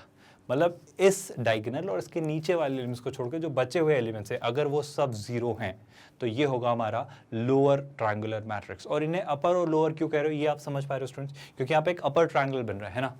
ये कैसा मैट्रिक्स है स्टूडेंट्स, हम इसे कहेंगे अपर ट्रायंगुलर मैट्रिक्स, और ये कैसा मैट्रिक्स है स्टूडेंट्स, इस मैट्रिक्स को आप कहोगे lower triangular matrix. By the way sir, ये तो आपने समझा दिया कि चीज़ें ऐसे विजुलाइज होंगी, मतलब चीज़ें ऐसी दिखेंगी, ये इस तरह का सिनेरियो दिखेगा ना। ऑफ कोर्स ये कैसा मैट्रिक्स है, ये ऑफ कोर्स एक 3x3 मैट्रिक्स है, लेकिन सर रियलिटी में चीज़ें मैथमेटिकल डेफिनेशन कैसे दोगे, अगर किसी को समझाना है तो कैसे समझाएंगे, तो आसान है स्टूडेंट्स, बहुत डिफिकल्ट नहीं है। अगर आप ध्यान से देखें तो कहानी ये है, पहली बात तो हमेशा स्क्वायर मैट्रिक्स हैं, अपर ट्रायंगुलर मैट्रिक्स हो या लोअर ट्रायंगुलर मैट्रिक्स, ये आप हमेशा किस में देख पाओगे, कंडीशन स्टूडेंट्स, वो क्या होगा, वो एक स्क्वायर मैट्रिक्स, क्योंकि डायगोनल हर कहीं नहीं मिलने वाला है आपको, डायगोनल आपको स्क्वायर मैट्रिक्स में ही मिलेगा, और जो प्रिंसिपल डायगोनल, जो लीडिंग डायगोनल की हम बात कर रहे थे। और ऑफ कोर्स अगर ये है all the elements below leading diagonal, all the elements below leading diagonal, अगर वो सारे क्या हैं स्टूडेंट्स, और all the elements above leading diagonal are zero, is called a triangular matrix. पहले तो उसने अपर और लोअर मैट्रिक्स को बाइफरकेट करने के बजाय आपको एक ट्रायंगुलर मैट्रिक्स दिया, बट मैं सीधे सीधे आपको अपर और लोअर बता दे रहा हूँ, बहुत ध्यान सुनिएगा। अपर ट्रायंगुलर मैट्रिक्स में क्या होगा स्टूडेंट, सुनिएगा, अपर ट्रायंगुलर मैट्रिक्स में आपका जो भी मेन डायगोनल है उसके नीचे के एलिमेंट्स जीरो होंगे, बट इसकी मैथमेटिकल डेफिनेशन क्या होगी, बहुत ध्यान से सुनो स्टूडेंट्स, बहुत ध्यान से आप ऑब्जर्व करिए, बहुत मजेदार सी बात है, सुनिएगा बहुत ध्यान से। सर अगर मैं इन चीज़ों को ऑब्जर्व करूँ, अगर आप एक स्क्वायर मैट्रिक्स में कुछ थोड़े से ऑब्जर्वेशन देखें, जैसे अगर मैं आपको बना कर देता हूँ 3/3, है ना, अगर मैं आपको 3/3 एक स्क्वायर मैट्रिक्स बना कर देता हूँ, जैसे ये ऑब्वियसली क्या होगा A11, ये होगा A12, ये होगा A13, है ना। सर यहाँ पे क्या होगा, सर ये होगा A21, ये हो जाने वाला है A22, और ये होगा A23। सिमिलरली थर्ड रो में बात करें तो A31, A32, और ये क्या हो जाने वाला है A33। अगर मैं आपसे पूछता कि ये ट्रायंगुलर, ये एक ट्रायंगुलर मैट्रिक्स होगा तो कब बनेगा, सर डायगोनल से नीचे वाले या डायगोनल से ऊपर वाले कोई भी जीरो हो जाए तो ये बन जाएगा ट्रायंगुलर मैट्रिक्स। लेकिन सर अगर आप बात करना चाह रहे हो अपर ट्रायंगुलर या लोअर ट्रायंगुलर किस तरीके का, तो बहुत ध्यान सुनिएगा, अगर ये एक अपर ट्रायंगुलर मैट्रिक्स होता, had it been an upper triangular matrix, तो उस केस में क्या हो रहा था, सोच के देखो, अपर मतलब क्या है स्टूडेंट, सोच के देखो, डायगोनल के ऊपर के सारे एलिमेंट्स को छोड़कर, डायगोनल और डायगोनल के ऊपर वाले एलिमेंट्स को छोड़कर जो बच गए वो कौन कौन, A21, A31 और A32। ध्यान से देखो स्टूडेंट्स, A21, A31 और A32, इन नंबर्स को देखो, 21, 31, 32। अगर मैं आपसे कहना चाहूँ, अगर आपके पास लिखा है AIJ, अगर आपके पास लिखा है AIJ, जिसमें सर जो I है ना वो अगर J से बड़ा है, अगर सर जो I है अगर वो J से बड़ा है, देखो ना आप, ये 2 1 से बड़ा है, ये 3 1 से बड़ा है, ये 3 2 से बड़ा है, बाकी सब देखो 1 1 के इक्वल है, 2 2 के इक्वल है, 3 3 के इक्वल है, या फिर 1 2 से छोटा है, 2 3 से छोटा है और 1 3 से छोटा है। मतलब बस मैं इन तीनों में देखूं तो इन तीनों में जो I है वो जैसे बड़ा है, और अगर I जैसे बड़ा है तो सर AIJ अगर आपका जीरो हो जाए, अरे वही तो बात है, आप सोच के देख पा रहे हो, बात समझो स्टूडेंट्स, अगर आपका AIJ जीरो है, कब जब I जैसे बड़ा है, जब 2 1 से बड़ा है, 3 1 से बड़ा है, 3 2 से बड़ा है, यानी अगर ये तीनों जीरो हो जाएं, तो बाकी एलिमेंट्स जो भी हमें फर्क नहीं पड़ता, ये कैसा मैट्रिक्स होगा, ये एक अपर ट्रायंगुलर मैट्रिक्स बनेगा। क्या मेरा पॉइंट समझ पा रहे हो? मैं थोड़ी और क्लैरिटी देता हूँ, एक और एग्जाम्पल से सोचते हैं स्टूडेंट, सुनिएगा बहुत ध्यान से। जैसे हम एक 4x4 मैट्रिक्स डिजाइन करते हैं, इसमें आपको और अच्छे से क्लैरिटी मिलेगी। ऑफकोर्स ये आपका हो जाएगा, I am really sorry, this is A11, A12, A13 and this is A14, है ना। आगे और बढ़ते हो आप तो क्या मिलता है, A21, A22, फिर ये बन जाता है A23, ये बन जाता है A24, है ना। थोड़ा और आगे हम बढ़ें तो ये क्या हो जाता है, A31, ये हो जाता है A32, A33 और ये हो जाता है A34। थोड़ा और अगर आप बढ़े तो ये हो जाता है A41, A42, A43 and this is A44। अब यहाँ पे मैं क्या आपको ऑब्जर्व करवाना चाह रहा हूँ, उस बात पे गौर फरमाइए स्टूडेंट्स। सर अगर, बहुत ध्यान सुनना, पहले तो लीडिंग डायगोनल देखो आप, सर ये जो है आपका ये आपका लीडिंग डायगोनल है ना। अब लीडिंग डायगोनल के अलावा अगर मैं अब इससे नीचे के सारे एलिमेंट्स को हटा लूँ, मतलब लीडिंग डायगोनल और इससे नीचे के सारे एलिमेंट्स को हटा लूँ, तो बच क्या गया सर, बच जा रही हैं ये चीज़ें, ध्यान से देखना, 1 2 1 3 1 4, 2 3 2 4, 3 3 और 3 4। अगर आप इनको ध्यान से देखते हो, 3 3 को भी इंक्लूड मत करिए, हम रियली सॉरी, सिर्फ 3 4 को इंक्लूड करिए। अगर आप इनको ध्यान से देखते हो और अगर मैं आपसे कहूँ कि सर AIJ जो है कब सर जब I जो है वो J से छोटा है, या उल्टा मैं कहूँ सब जब J जो है वो I से बड़ा है। अब देखो ना, 2 1 से बड़ा है, 3 1 से बड़ा है, 4 1 से बड़ा है, 3 2 से बड़ा है, 4 2 से बड़ा है, 4 3 से बड़ा है, बाकी सब केस में या तो इक्वल है या छोटा है। देखो 1 1 2 2 3 3 4 4 इक्वल, 1 2 से छोटा है, 1 3 से छोटा है, 2 3 से छोटा है, 3 4 से छोटा है, 2 4 से छोटा है, 1 4 से छोटा है। मतलब ये जो एलिमेंट्स हैं जहाँ पर J I से बड़ा है, अगर वो जीरो हो जाएं और उनके अलावा बाकी कुछ भी हो हमें फ़र्क नहीं पड़ता, तो ये कैसा मैट्रिक्स होगा सर, ये क्लियरली हम जानते हैं, ये क्लियरली कैसा मैट्रिक्स होगा स्टूडेंट, सर ये लोअर ट्रायंगुलर मैट्रिक्स होगा। क्या आप इसकी मैथमेटिकल डेफिनेशन समझ पा रहे हो स्टूडेंट्स? मैं यही बात यहाँ पर लिखकर आपको कहना चाह रहा हूँ कि सर जब I जो है वो जैसे अगर बड़ा है और AIJ अगर आपका जीरो हुआ, तो इस तरह के मैट्रिक्स को हम क्या कहते हैं, हम अपर ट्रायंगुलर मैट्रिक्स कहते हैं। क्या आप इसे आसानी से देखकर समझ पा रहे हो स्टूडेंट्स? बड़ी सिंपल सी बात लिखी हुई है, इस मैट्रिक्स को हम क्या कहेंगे, हम इसे कहेंगे अपर ट्रायंगुलर मैट्रिक्स।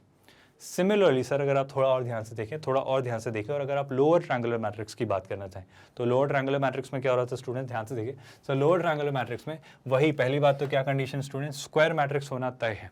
स्क्वायर मैट्रिक्स होने के साथ साथ सर इस बार जो एलिमेंट्स जीरो होंगे वो कौन से होंगे, जब जब आई जैसे छोटा है, जब जब आई जैसे छोटा है, मतलब ये वाले। आई होप आप बात समझ पा रहे हो, ये तीनों है ना। उस वाले केस में कौन से थे स्टूडेंट्स, उस वाले केस में आपके जो जीरो हो जा रहे थे वो आपके थे ये तीनों। आई होप आप बात समझ पा रहे हो। जब ये तीनों जीरो थे तो ये आपका कैसा मैट्रिक्स बन रहा था, अपर ट्रायंगुलर मैट्रिक्स।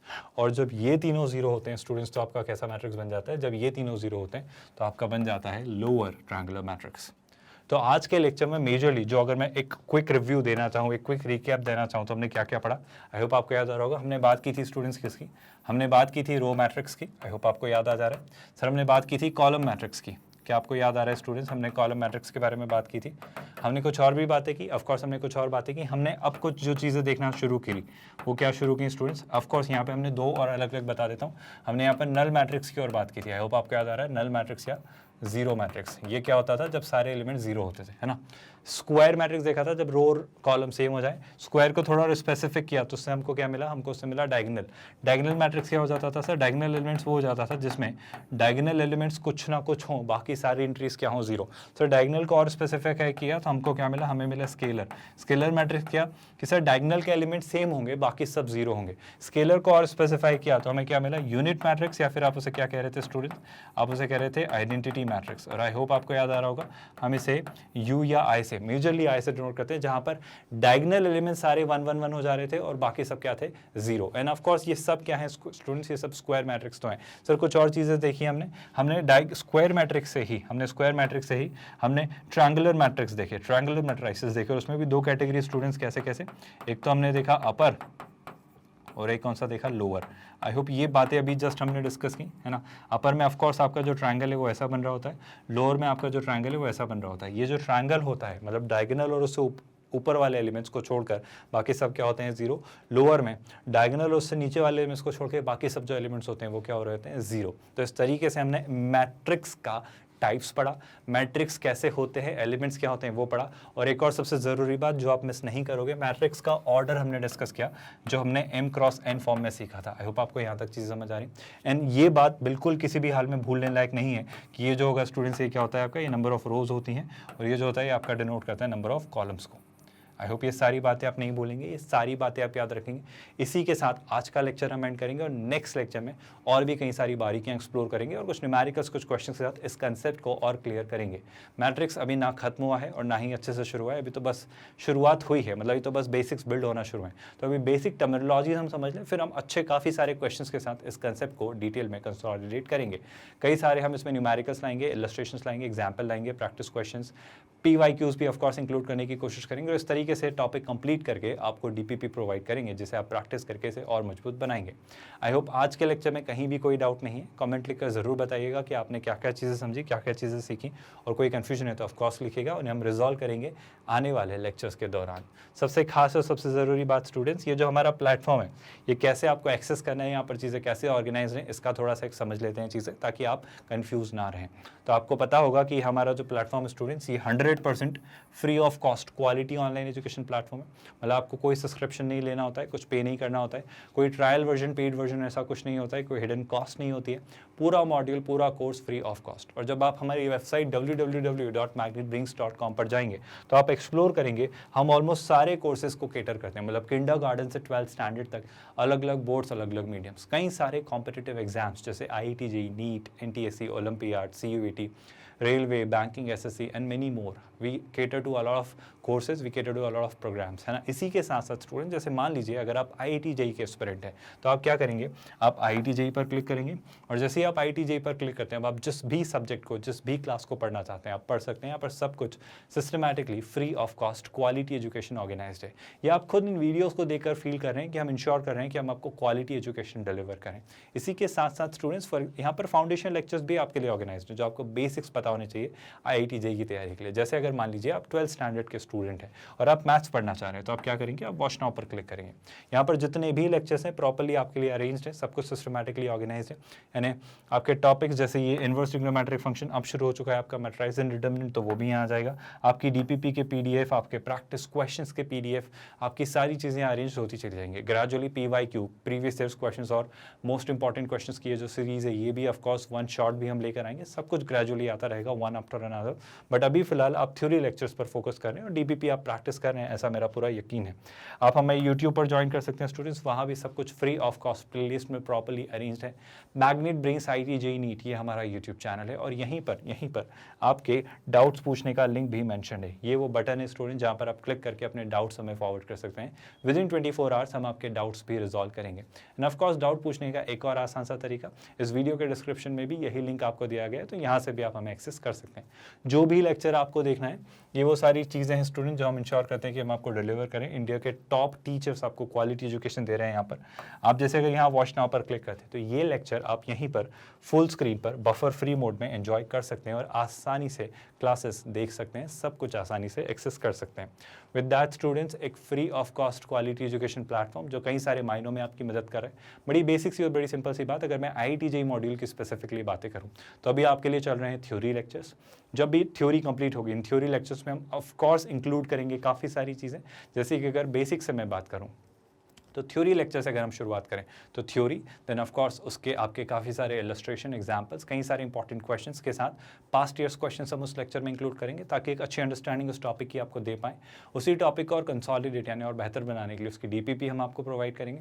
एंड ग्रेजुअली जब आपके और फेजेस शुरू होंगे तब हम आपको प्रैक्टिस क्वेश्चंस तो ऑफ कोर्स हर चैप्टर के साथ आपको मिलते चले जाएंगे। हर चैप्टर पर हम टारगेट कर रहे हैं कि 1500 क्वेश्चंस आपको प्रैक्टिस के लिए दें, पर topic on an average 100 questions हम इंश्योर कर रहे हैं कि दें, ताकि आप एक अच्छी प्रैक्टिस करके एक अच्छी अंडरस्टैंडिंग डेवलप कर पाएँ। एंड ग्रेजुअली आपके previous years questions, one shot revision, ये सब कुछ हम क्रिएट कर आपके लिए लेकर आएंगे।